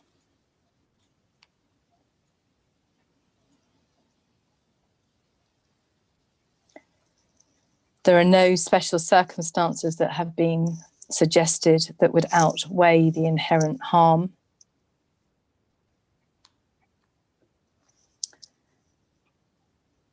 The application by virtue.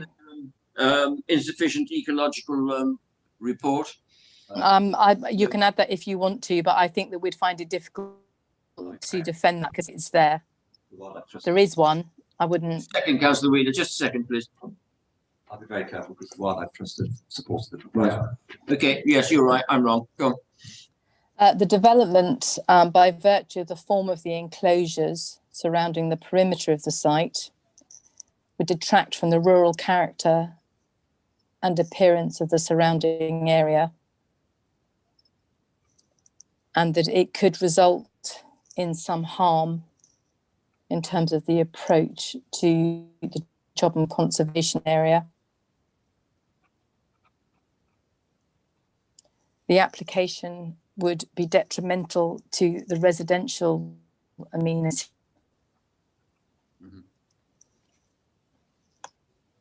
Of properties.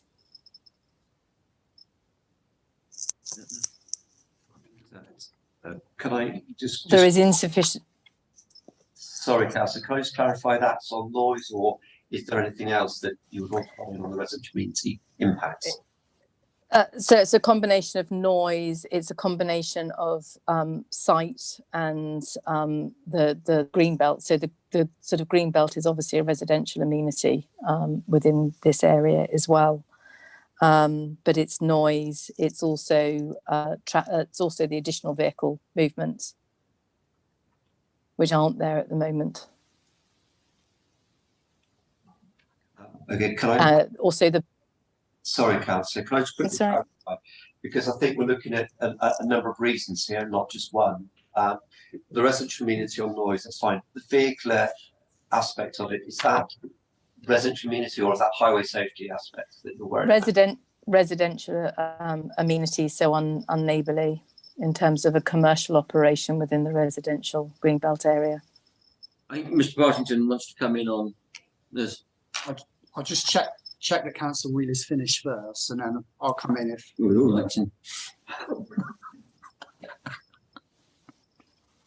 Have you finished, Councillor Wheeler? I mean, I've got a couple others I can add in if you want me to, but if you feel that that's enough grounds for refusal at this stage, then fine. I mean, there's the lighting that is necessary for security, which is unneighbourly, etc. But yeah. Thank you. So the first thing is your issue in terms of the reason for refusal on the impact on the green belt. And one thing you said was you felt that the change of use of the building was inappropriate development.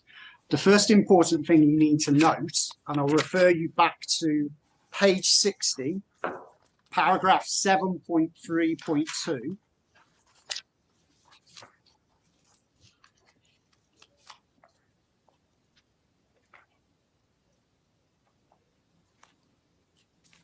reuse of a building by itself is not inappropriate development within the greenbelt. Yeah, I get that. It's as long as it preserves, where is it, 7.3.2, as long as it preserves its openness and doesn't conflict with the purpose of including the land within it. Precisely.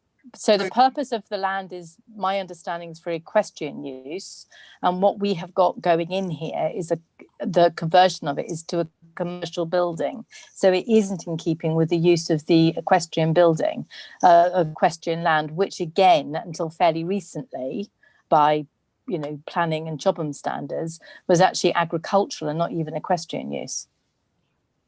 Correct. So what I'm saying to you is you cannot refuse it on that the reuse of a building by itself is inappropriate.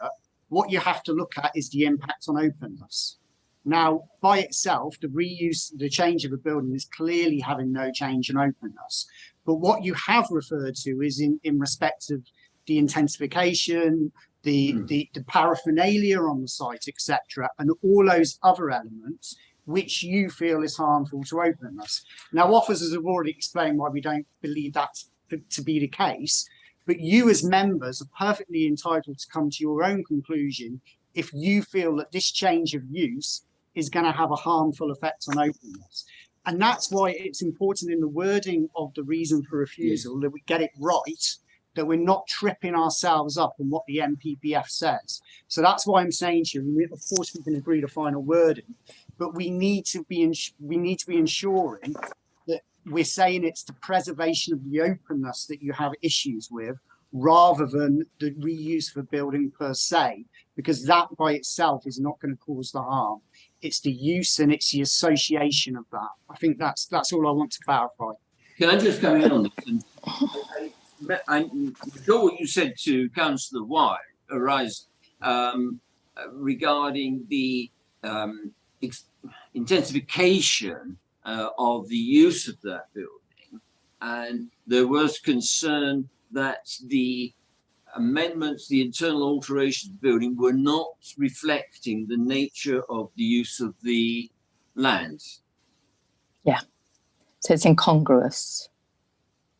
But going back to what Duncan Carty presented at the beginning, the main changes to that building are a window and a door going in, I believe. And in terms of the other external changes, there are not really any external changes to that building. So the impact on the green belt in respect of openness, when you're looking at size as a consideration, is no different. The only other thing then you have to look at is the overall use of the site. This comes back to your point on paraphernalia, as to whether or not you feel that is bad enough to be harmful to openness.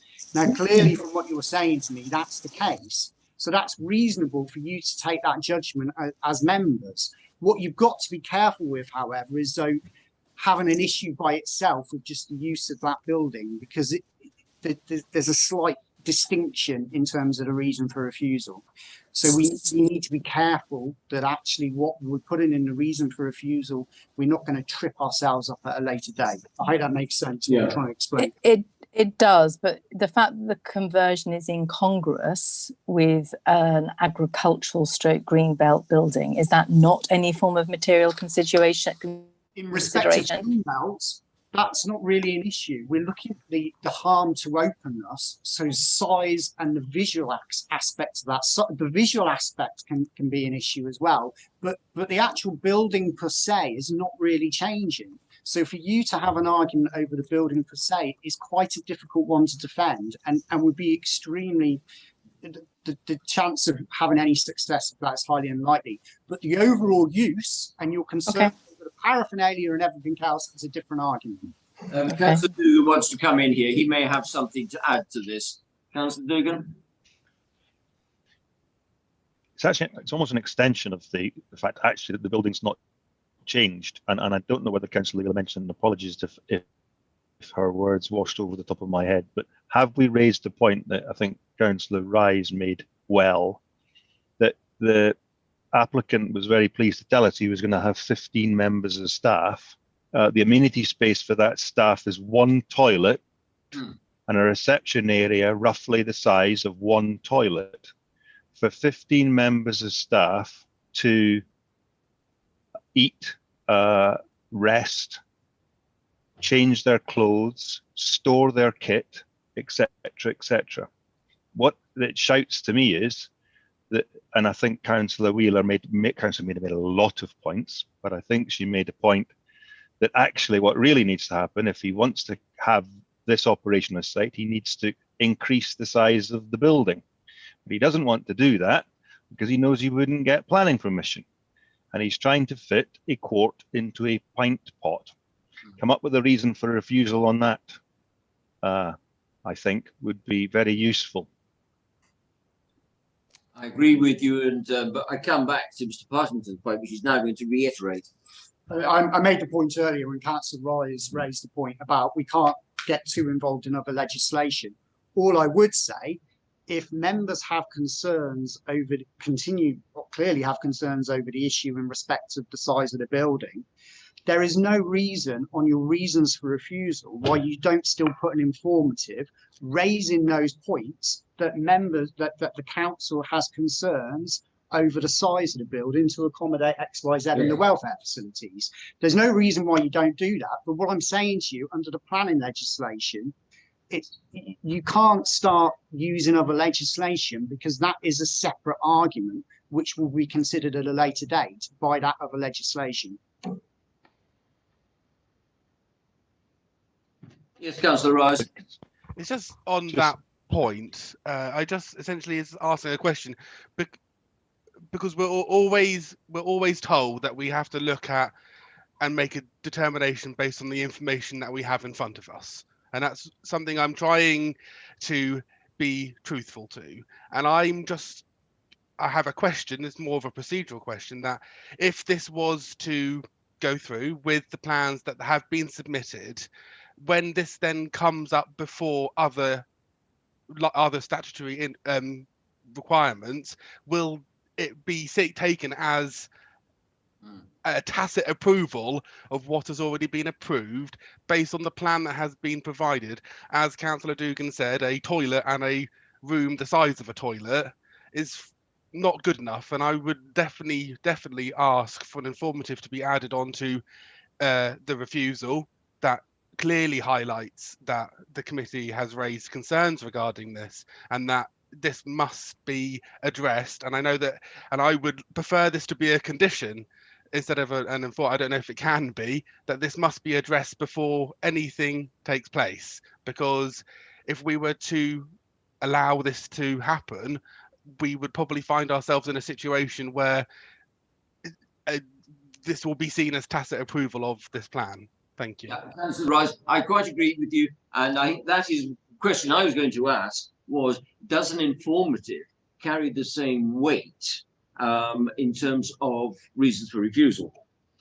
Well, we can't, in terms of it going to other authorities such as licensing, we would still get an opportunity as the authority at that point in time to make representations. Clearly, our representations would include the decision made by this committee. That would include, obviously, the reference to our concerns over the fact that the facilities appear inadequate. But at the end of the day, even if we gave planning permission for this, they still have to get the consent of the other authorities. And if those other authorities say no, they still can't go ahead. So we can only deal with what's within our remit. Councillor Rice, is it the new point? And can you please? I'm conscious that we have other items. I just one question on that. It will be brief. During the applicant's presentation, he said that the council was satisfied on this regard. Can the case officer provide that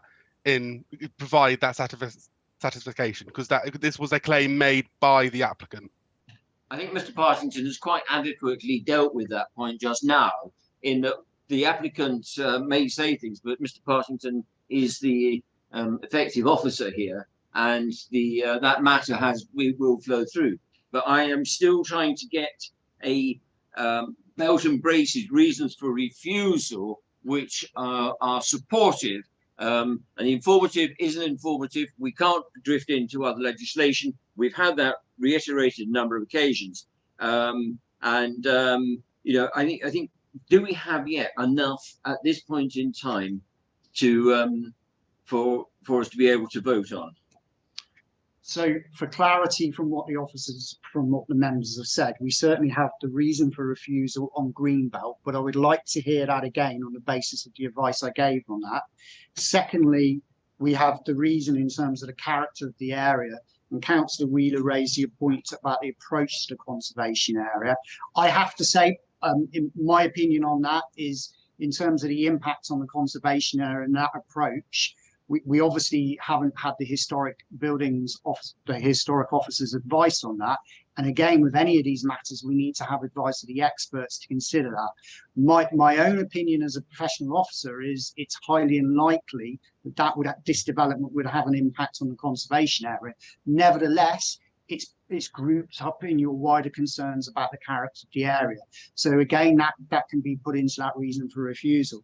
The third point is obviously about residential amenities that you've raised and the associated noise and the impacts in respect of that. Again, provided that we're not straying into highway reasons, remember highways have no objection to this, provided that your reasons on the impacts are based on the residential amenities rather than on highway impacts per se, i.e. the issues we shouldn't be going into, then that is reasonable to have us to draft those reasons for refusal on those areas. Have I missed anything, just to clarify?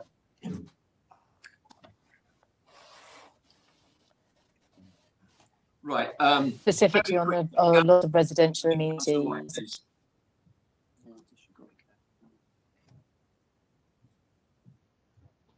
Councillor Allaway? Just quickly, just looking on the planning portal website, material considerations, layout and density of building. Does that lend any extra leverage to the? I'd reiterate what I've already said in terms of the Greenbelt considerations before you. The other point that I would just raise in terms of the highway movements, your concern was the impact on residential amenities because of the highway movements. Well, you have to be very careful with that because this is a busy road. Highways raise no objections. You have to be clear that you think those movements, which are quite limited on this site, are actually in practice going to have an impact on residential amenities. And that's quite a difficult one to argue. And we've lost that argument on other sites. So I'm happy to limit it to the additional noise. Councillor White can come in. Councillor White.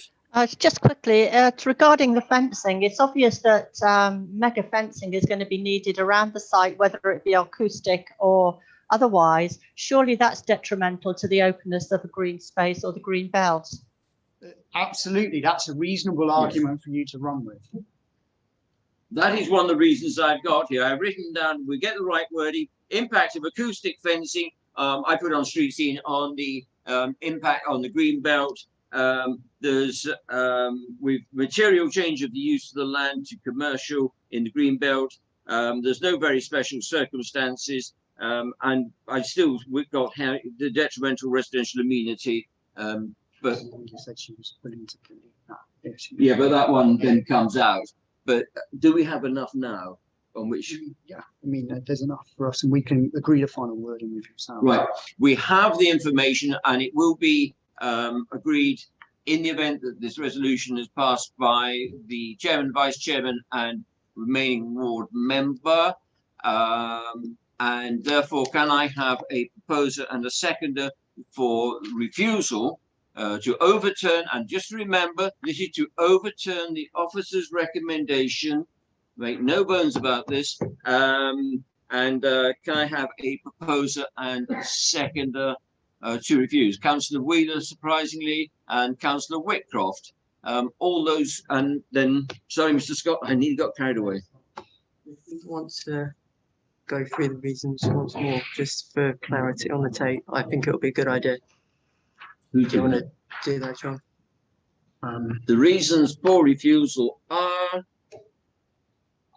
The reason for refusal, the first reason for refusal is to do with the green belt, and that is a material change of use of the land, and by nature of the commercial use, and the associated paraphernalia on the land and the impacts of the fencing would be harmful to greenbelt openness, and there are no very special circumstances to outweigh this identified harm.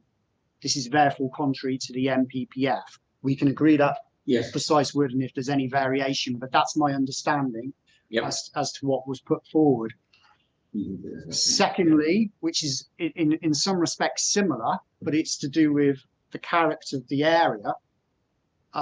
Again, the development by nature of its use, and I won't go through that again, would be detrimental to the rural, was that mentioned, the rural character? Yes. Yeah, the rural character of the area, and by association be harmful to the residential amenities of the wider area. And that would be contrary against the MPPF. That would also be contrary to policy DM9, which talks about residential amenity. So it's reasonable for us to use that policy within that reason for refusal. And then the third reason, well, we spoke about this wider issue in terms of residential amenity in the comings and goings of vehicles. But as Councillor Wheeler then sort of acknowledged, in practice, it's extremely difficult for us to argue that. So my understanding is we've got two reasons. My only question on the second reason would be this issue about the approach into Chobham Conservation Area, as to whether or not you don't want to run with that argument following the comments I've given you on that. Could we add that also as an informative, because it is in the Chobham Conservation document, whereby the road is described as presently rural, winding, bound by hedges, trees and fields. So my view is that is still relevant. I mean, I'm not sure what... But maybe it's an informative if you feel it can be defended as a reason. I'm not sure what an informative would add in that respect, because either you have a concern with it's part of the wider character, and if you feel that that wider character is going to be harmed by this use, then it can be put into that reason for refusal. The only thing I would say is that element is quite weak in my professional opinion. But certainly, if you feel an informative by itself, that's not going to change the situation as to how people are going to assess it. It's different with an informative about different legislation, but not, you either have an issue with it or you don't when it comes to the planning grounds on the conservation area. So it's members' call really on that front. Can I suggest that we actually don't? I understand what Councillor Wheeler's concerned, but I'm concerned that it weakens the reasons for refusal, and I would suggest that the reference to the conservation area is not included, but we do add in the informative about the internal use of the building, which is clearly an area that is of concern to us. And I think really those are the reasons for refusal. To be finalised, but that is where I'm at, and I've now lost Councillor Wheeler. She disappeared, so can we agree that now? Well, she's not. Oh, she's back. Sorry, I've got internet issues, so I wasn't streaming for a minute. I'll sort of come on and off, so you know I'm here.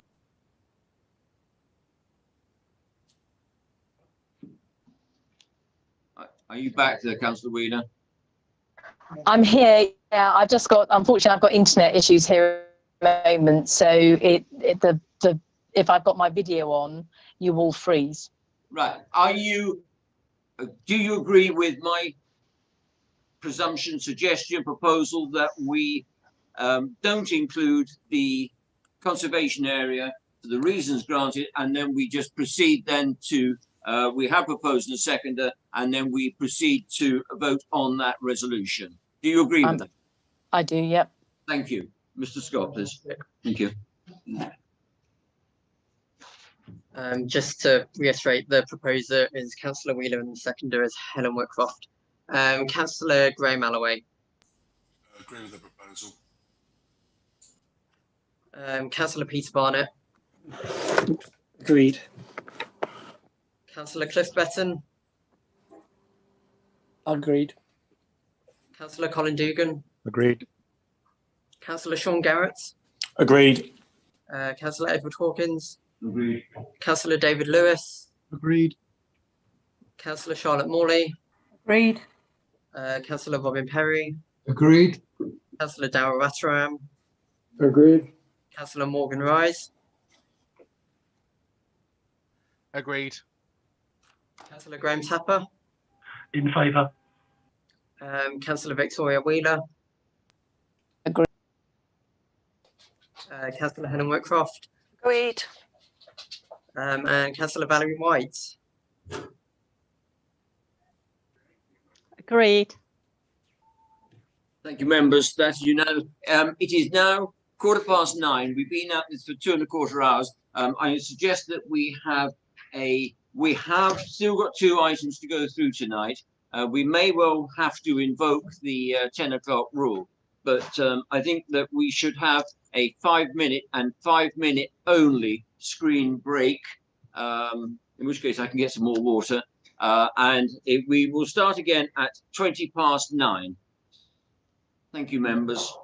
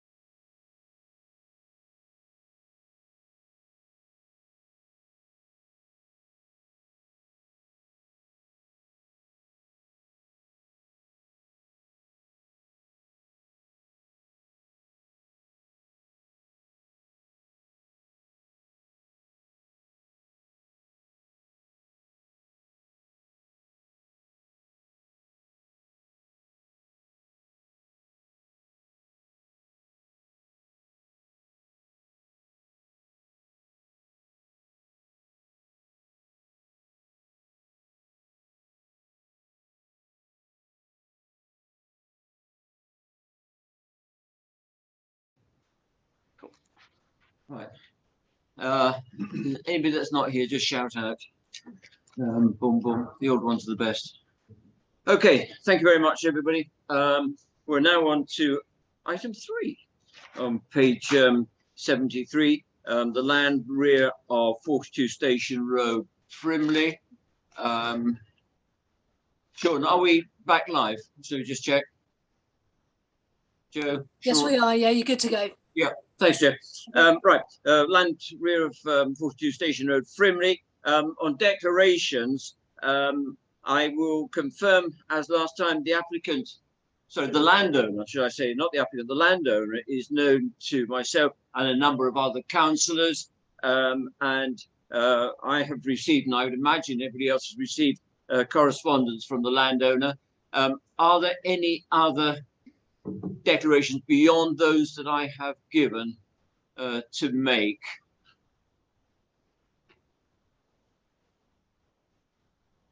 No. And then, sorry, Councillor Rattam. Sorry, Councillor Rattam. Mr. Chairman, as I said on the last meeting, I will abstain on this matter.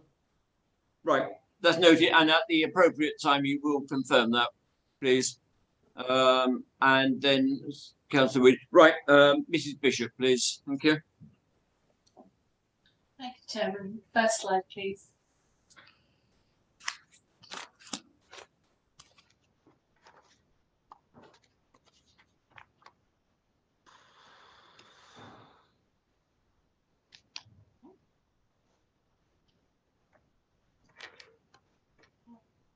The application site is on the northeast side of Station Road. It is land to the rear of 42 Station Road and comprises its garden land. This is a context photo and an aerial photo just to give an idea of the site and its general location. The application site is 1, 2, 3, 5 up, so it's this one. As you can see, it is surrounded on either side some way by residential properties. To the rear of it, you have the BAE building and its car parking. This site has been in commercial use for many years, I think commencing with Toshiba back in the early 80s. One of the things you'll notice from Station Road, it has a uniformity in terms of its frontage development, and also has quite a clear rear development line as well. Characteristic of the area are long gardens that provide amenity space for residents, and that is a typical pattern of development in here. You will see there is no subdivision of the plots for additional development in these areas other than for small domestic outbuildings. This picture I just wanted to show because it just shows the fact that this part of Station Road is largely bounded by established landscaping and a good tree barrier to the adjoining Lineway core employment area. There is an update that the DPD warehouse building is in that location, which is showing over here. The proposal that we have before us this evening is for a 2-storey building to comprise 4 2-bedroom flats. You would enter the site here, which is currently the vehicle access for this property. You would go down the side of what the new garden area, which is retained for the existing house at 42. There'd be a small amenity space there. We have the building in this location here. You'll see it's on the boundary with number 44, and the applicant has confirmed that there would be no encroachment in terms of guttering or foundations on this property. Following, you'd go, the main entrance to the properties are here.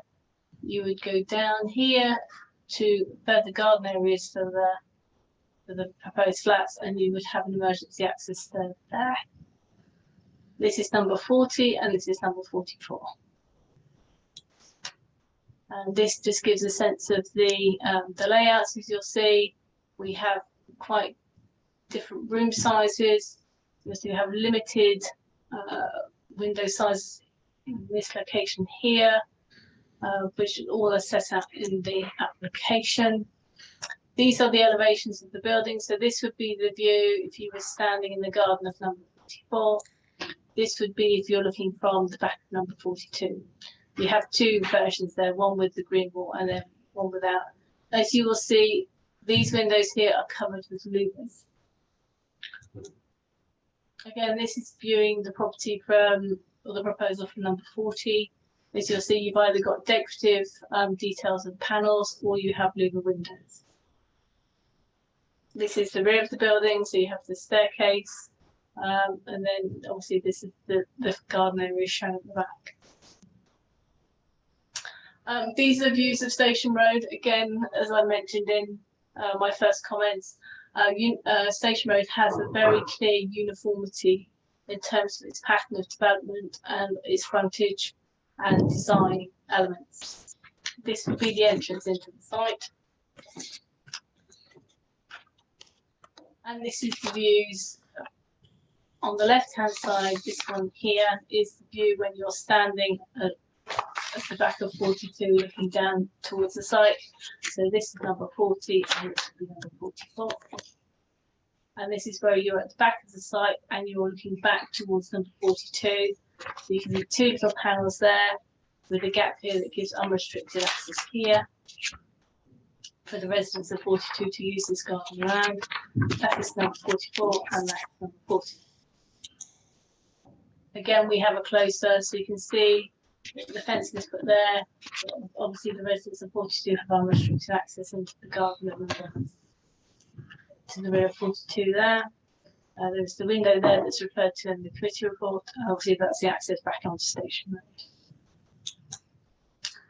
Road. This is the picture on the left is looking at the application site for number 40. So the building would be in this location here, and this is viewed from number 44. So you see their patio area, and that would be the building would be in this location here. Go back on. Did you go back? Yeah.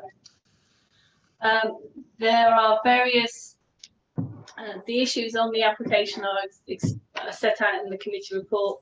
They deal with the impact on the character of the area, on residential amenity, the residential environment, Thames Basin Heath Special Protection Area, highway considerations including parking and flood risk.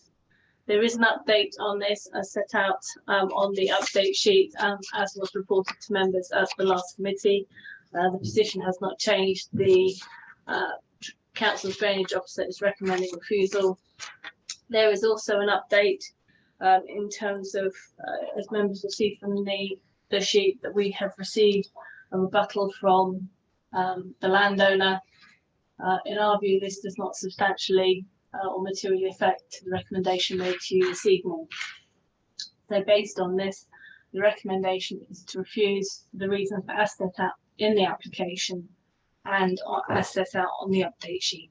Thank you, Chairman. Thank you very much indeed, Mr. Bishop. We have members, we have two speakers. Firstly, Mr. Brown. Is he with us, Mr. Brown? I think he shortly will be.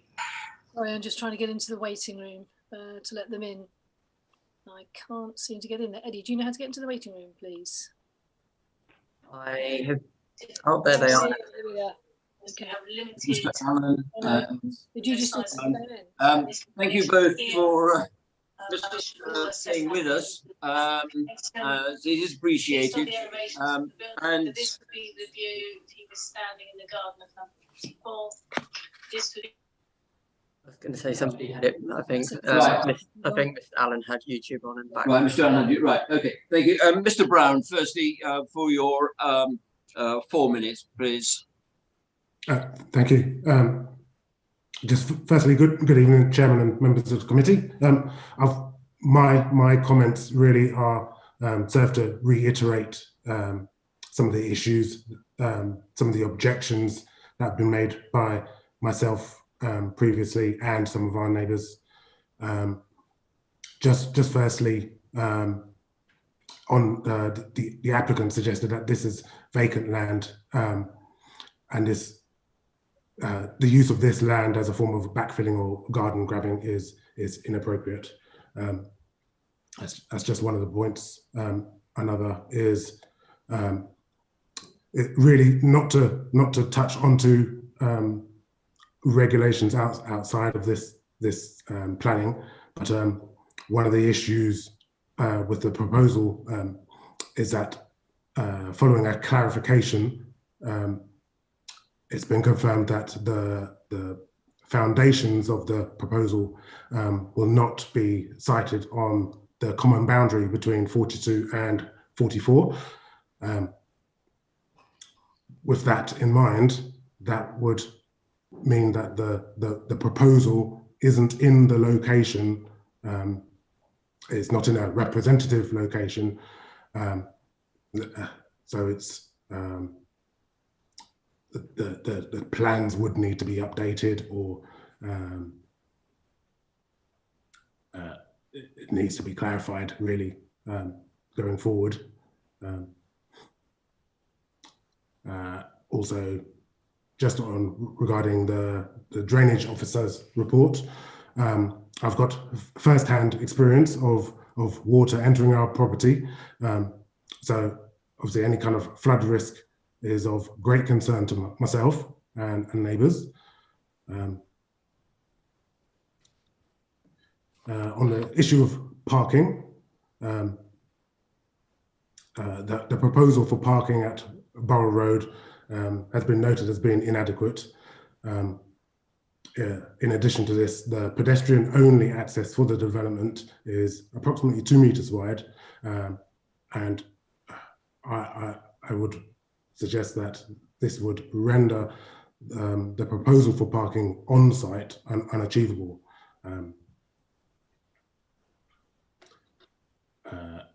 Also, the last photo in the planning officer's report is of my patio area at 44 Station Road.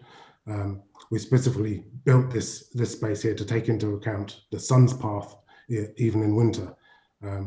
We have outdoor cooking and dining facilities here, along with space for growing vegetables. Also, both number 40 and 44 have completed rear extensions since the applicant's photos were taken. 1 minute left. The effect of overlooking that this proposal would cause is one of being overbearing and dominant. There are other negative points about the amenity space, the proposed amenity space for future occupants. For example, the size of rooms, lack of natural light, as well as the impact on any future resident of number 42 itself. All of these factors point towards the proposal not being viable. Therefore, I would urge you to follow the planning officer's recommendation to refuse this application. Thank you for listening. Have a good evening. Thank you very much, Mr. Brown. Members, do you have any questions of a planning nature for the speaker?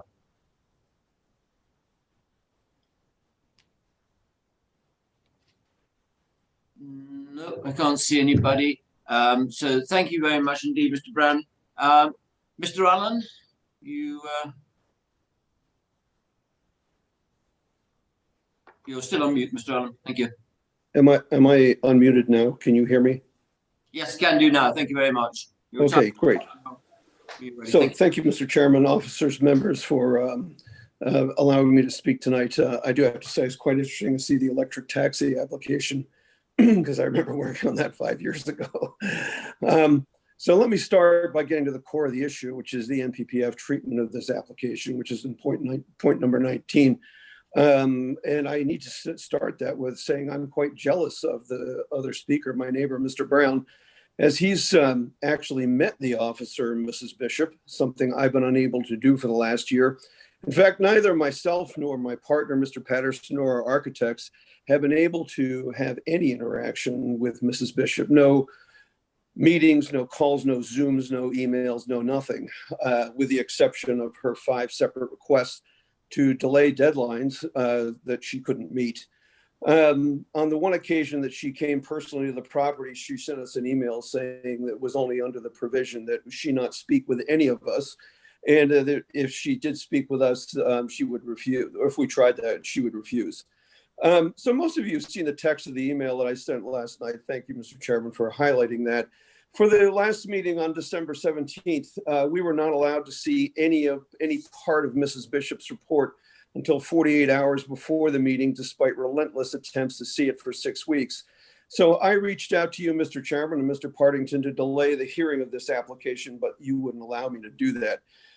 So after the last meeting, I made a complaint about this whole thing, and I asked Mrs. Rickard what to do. She said, fill out the complaint on the website, and then we'll handle it on the 5th of January. I put it in on the 5th of January. She immediately sent me back an email saying this is a level 2 complaint, and she'd respond in 2 days, the 7th of January. And she hasn't responded at all until 5:03 this evening, informing me that the 10 days for the response was due tomorrow, the 15th of January.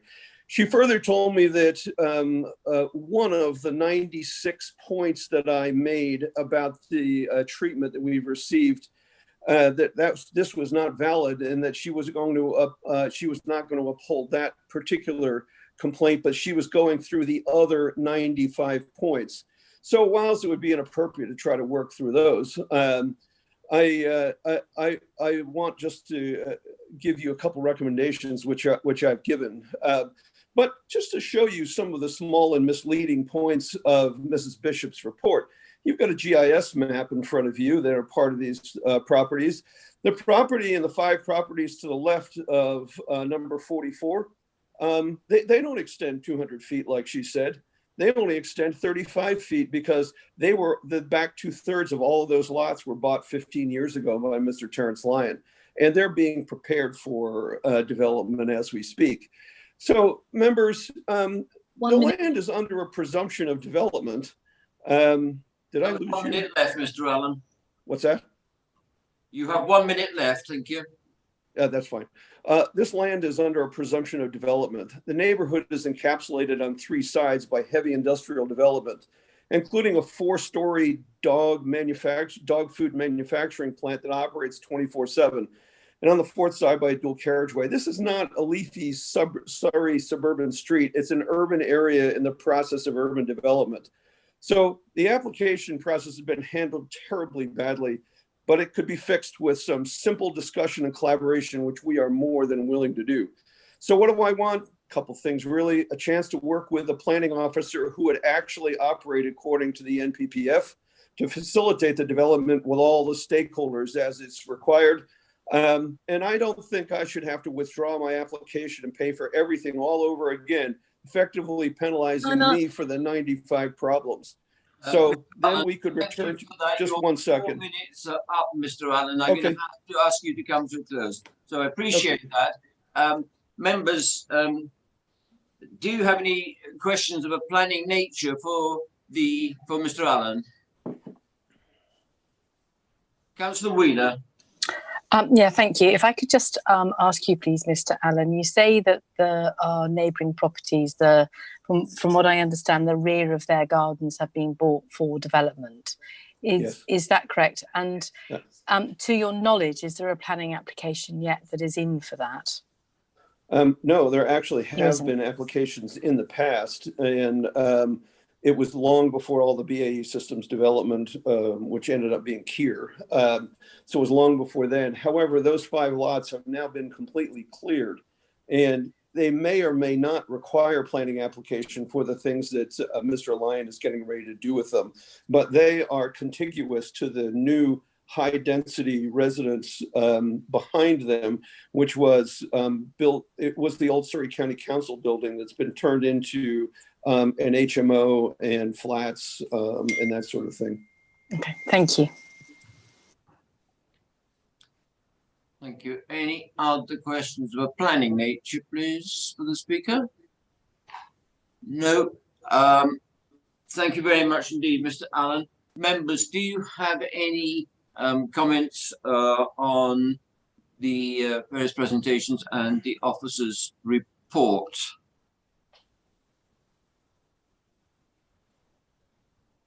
Councillor Barnett, was that you indicating you wish to comment? Yes, please. This is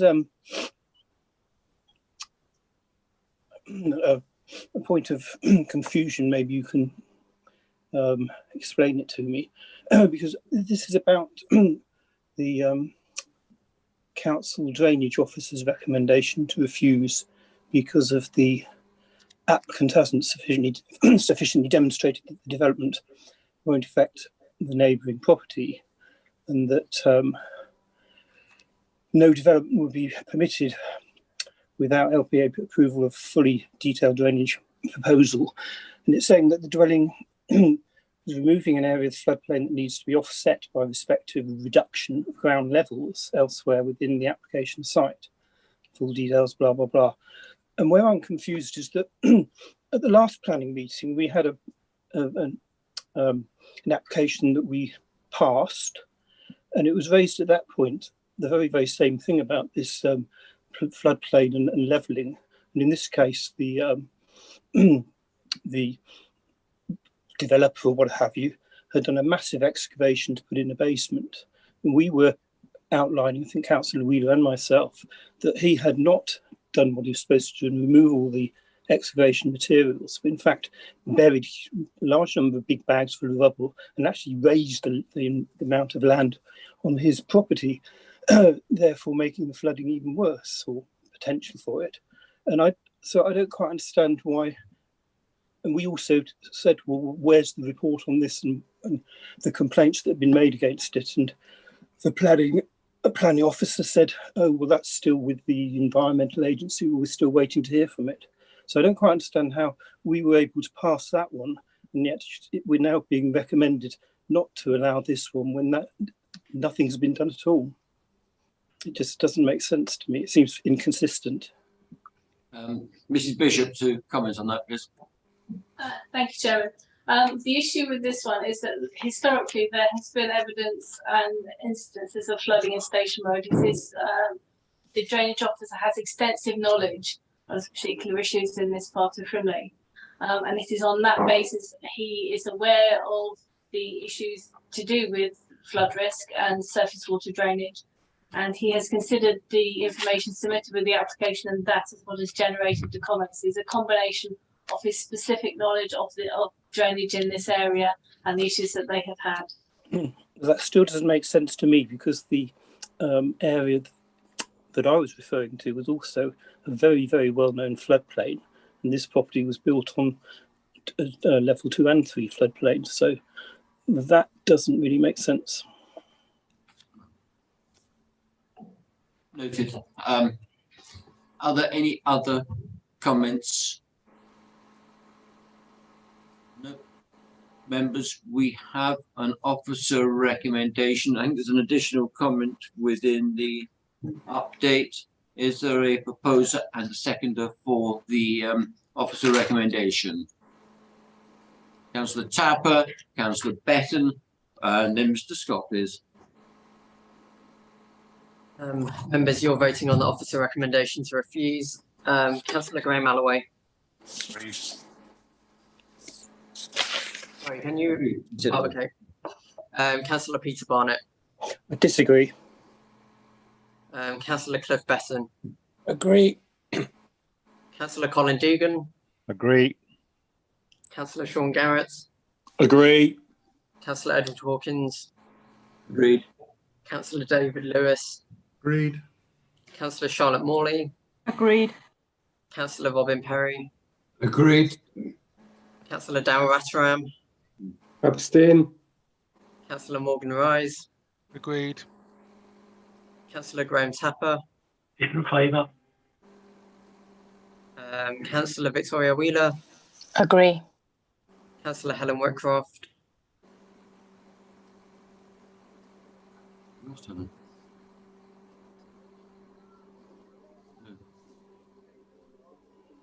Councillor Whitcroft, are you there? She's not voting. Not voting. And Councillor Valerie White. Agree. So you're, well, That was carried 12 votes to 1 against with 1 abstention. Thank you very much, members.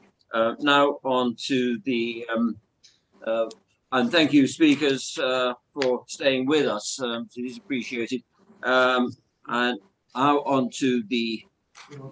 Ask if they want to carry on past 10.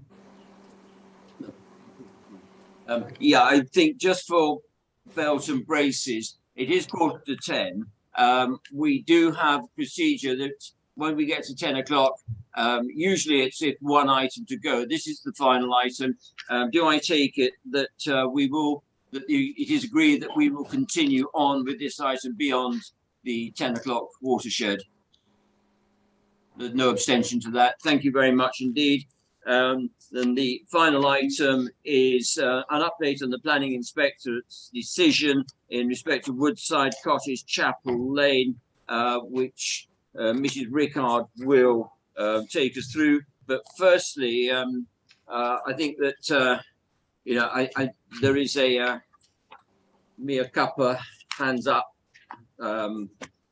from me, in that yes, there are lessons to be learned from this. Yes, this matter should have come back to the planning committee to inform the committee of the council's decisions. That is a matter, a process that is now going to be referred to the governance working group to ensure that there is suitable amendment to the constitution. And allied to that, and one of the reasons I was quite keen to bottom down on an earlier item, there will be some further training on reasons for refusal, which is a key element of that debate. And I think that is all from me. And then Mrs. Rickard, please. Thank you. Thank you, Chairman. We thought it would be useful to bring this appeal decision to the committee to explain why the appeal was dismissed, and also perhaps talk about the issue of reasons for refusal, and also, given residents' concerns, just to go through what the inspector himself said about the council. To remind members, in effect, we were only defending 2 reasons for refusal. One of those effectively fell away, particularly when the Highways Authority agreed the highways approach with the appellant. And then we were only left with 1 reason to refuse, to defend, which was around character. I have been asked by councillors why we didn't raise other issues. We cannot. We can only go to appeal and defend those issues which you raise in reasons for refusal, which is why, for example, we started to push back very hard this evening on reasons for refusal. You have got to be absolutely clear about your reasons for refusal. We cannot raise new ones at appeal. And so, for example, I've been asked about landscape on this site.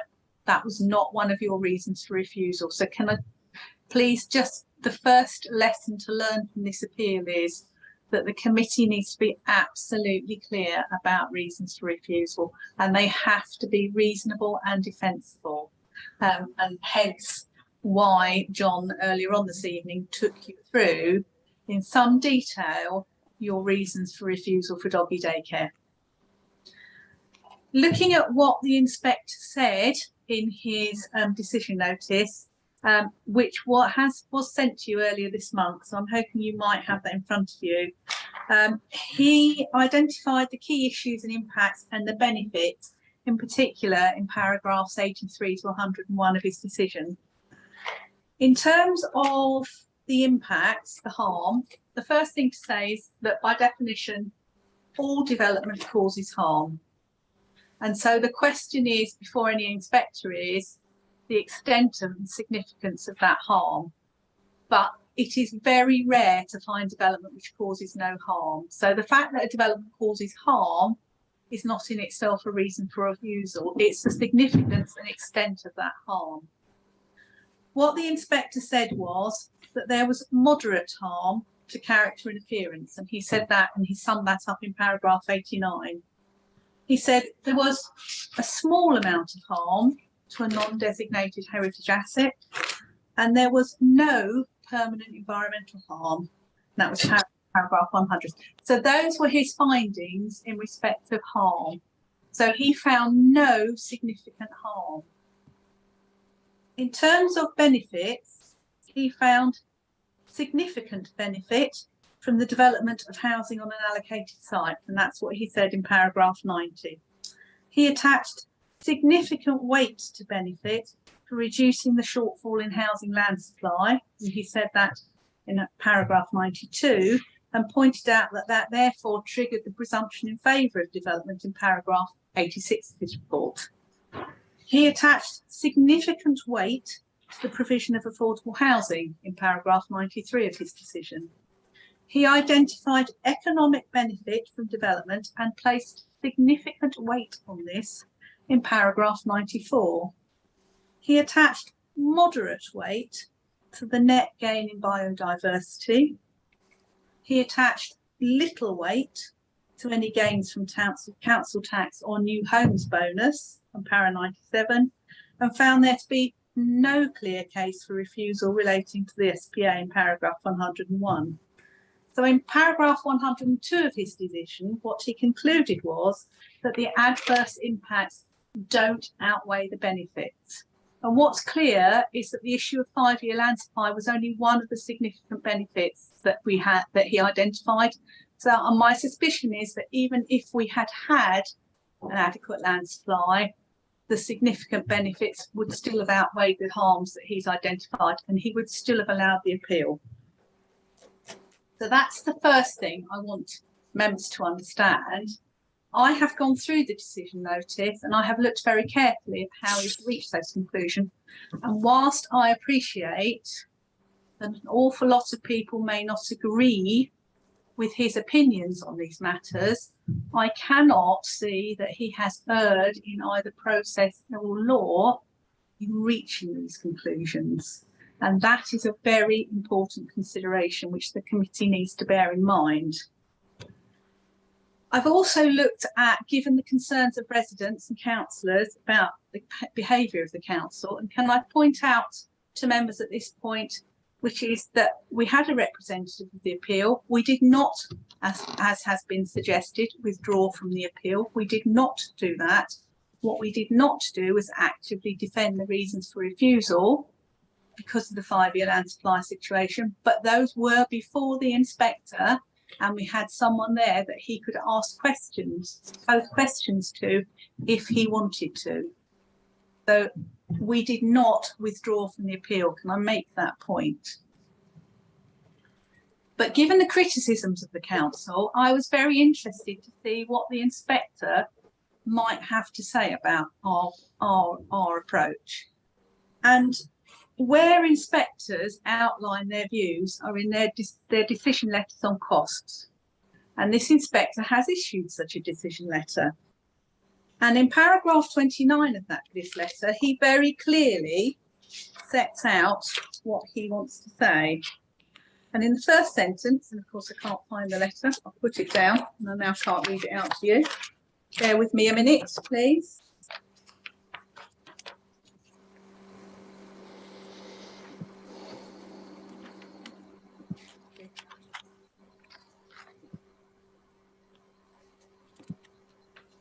Duncan. In paragraph 29, he uses a slightly strange wording. He says, overall, I do not consider that this is a scheme which should manifestly have been granted planning permission.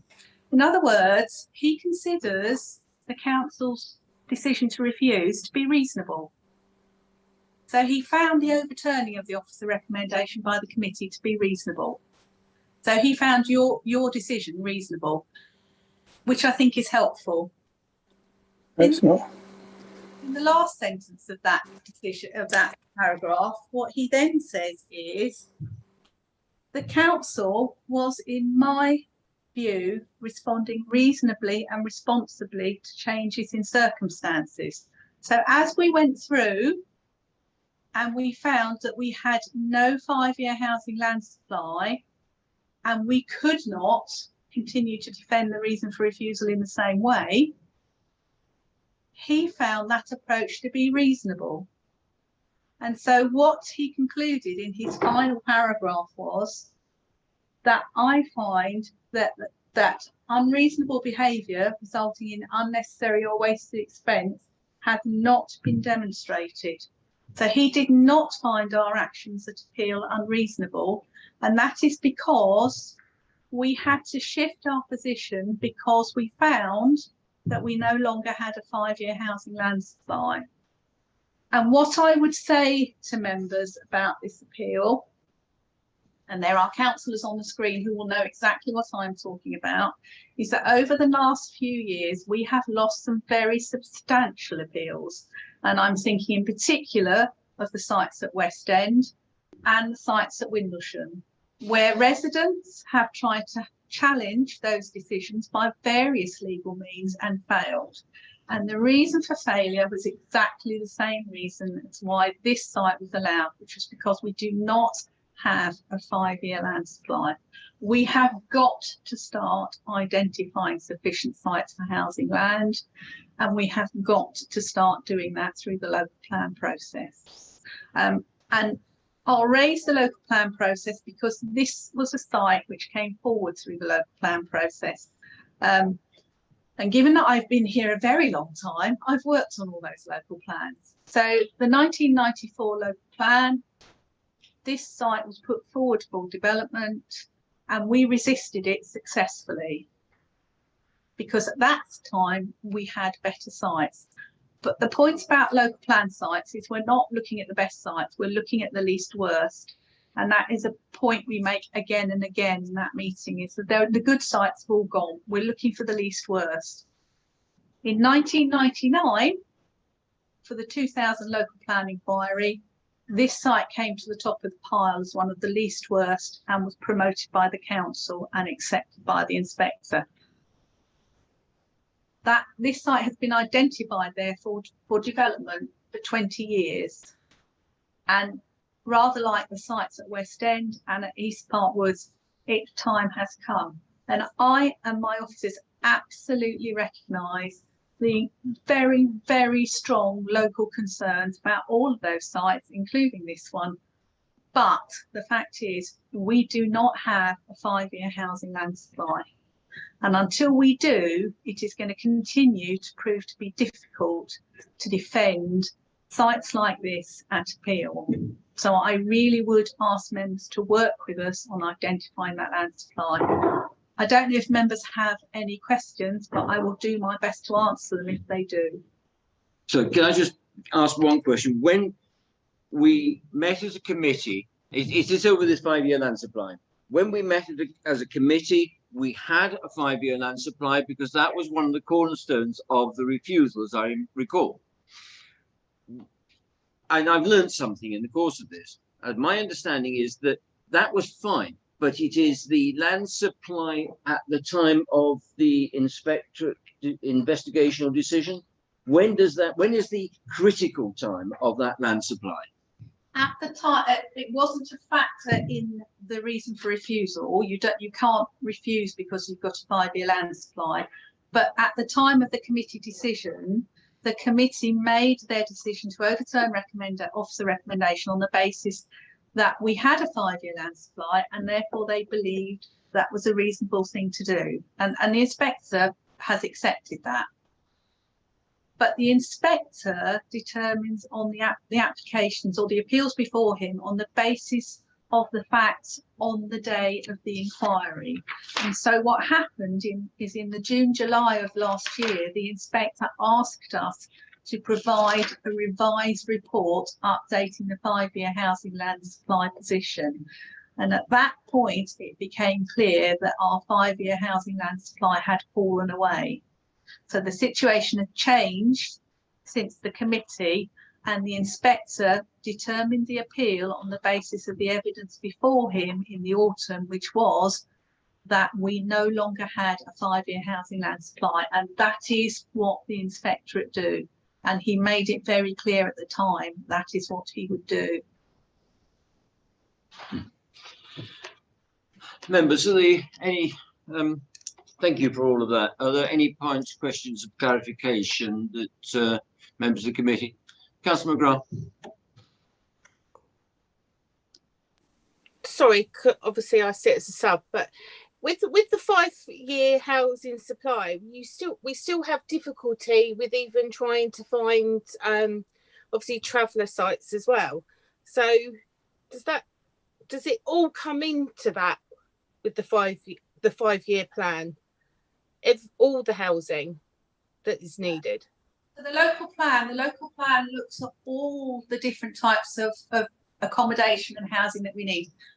For travelling show people and gypsies and travellers, there is a separate assessment of need. Okay. It's done working with that community and consultants who specialise in working with that community and addressing their needs. So we will identify a separate housing need for them in terms of the number of pitches or the number of yards that they require. And then we also look at housing land supply, but within that we will look at the categories of need to try and make sure that as applications come in across the applications as a whole, we actually look at the need for certain sizes of units and units for particular types of population, and of course affordable housing as well within that. Okay, thank you, Mrs. Rickard. Anybody else? Those of us on the local plan working group know the difficult choices that I'm looking at a number on here that are, and some quite unpalatable choices coming down the line. Councillor Rice.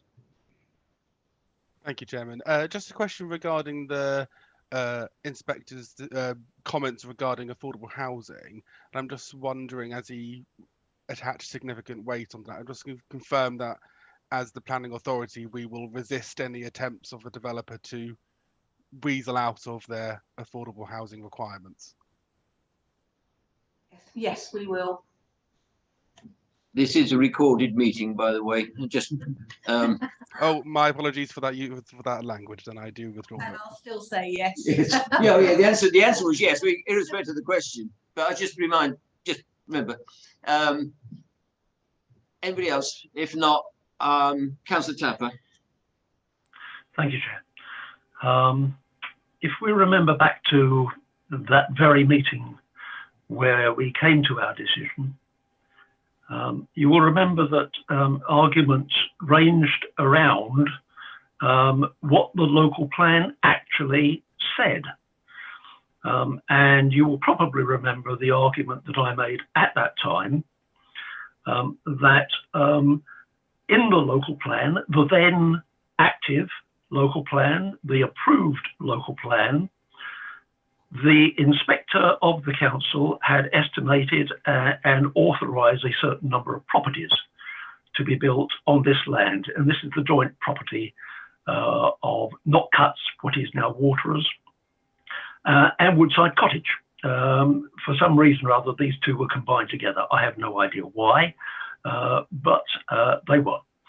And in that local plan, it quite clearly stated how many properties were permitted to be built on this land. And this application quite clearly exceeded that by a factor of 300%. Now, clearly the council had shot itself in the foot earlier on when it approved the Waterers estate, because instead of the 135 houses it was approved for, 183 were built.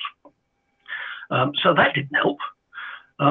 So if you still work out the residual factor of the number of properties that should have been approved for Waterers, which was 135, it left only 15 to be built on Woodside Cottage site. And it was seeking to build nearly 3 times that number.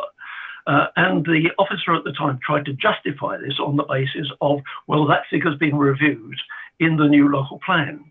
And the point was made that the new local plan has not been approved. And those figures had no guarantee of being approved by the local plan committee and by the council.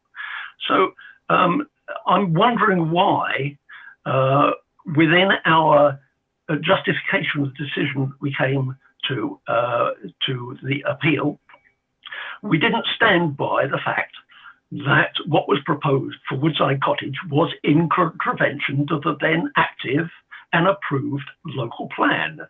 Why were we insisting on justifying our decision based on a plan which had not been approved and was still in discussion? Perhaps you can give me an answer to that. Otherwise, we have to decide that maybe the local plan is not worth the paper it's written on. That basically that was not the reason for refusal that you put forward. Yeah, that's why I'm asking, why wasn't it?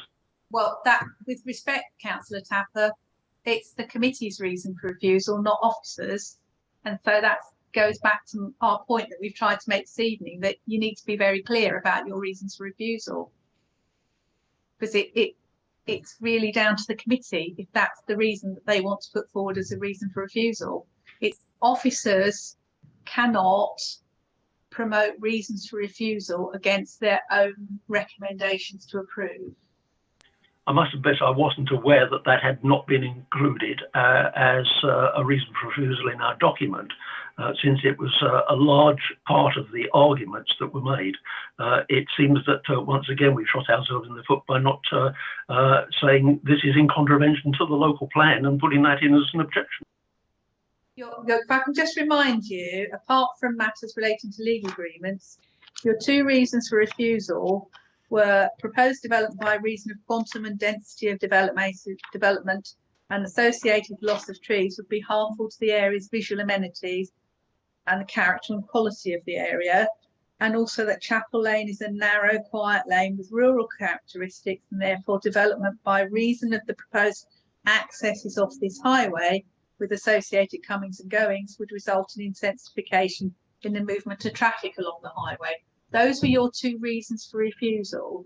So, for example, the point about landscape was raised with me.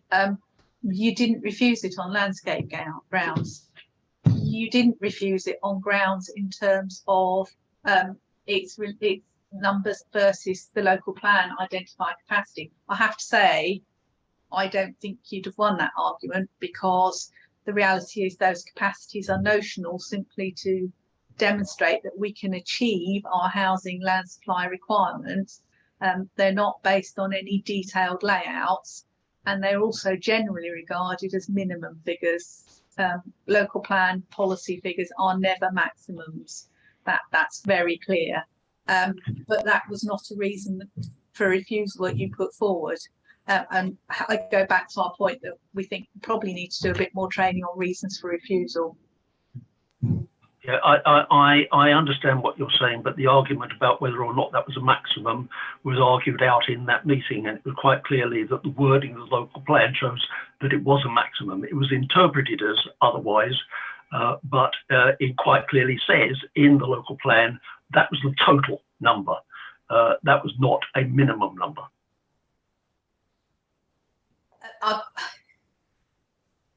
I mean, we could spend quite a long time on discussing how local plan policy wordings are to be interpreted.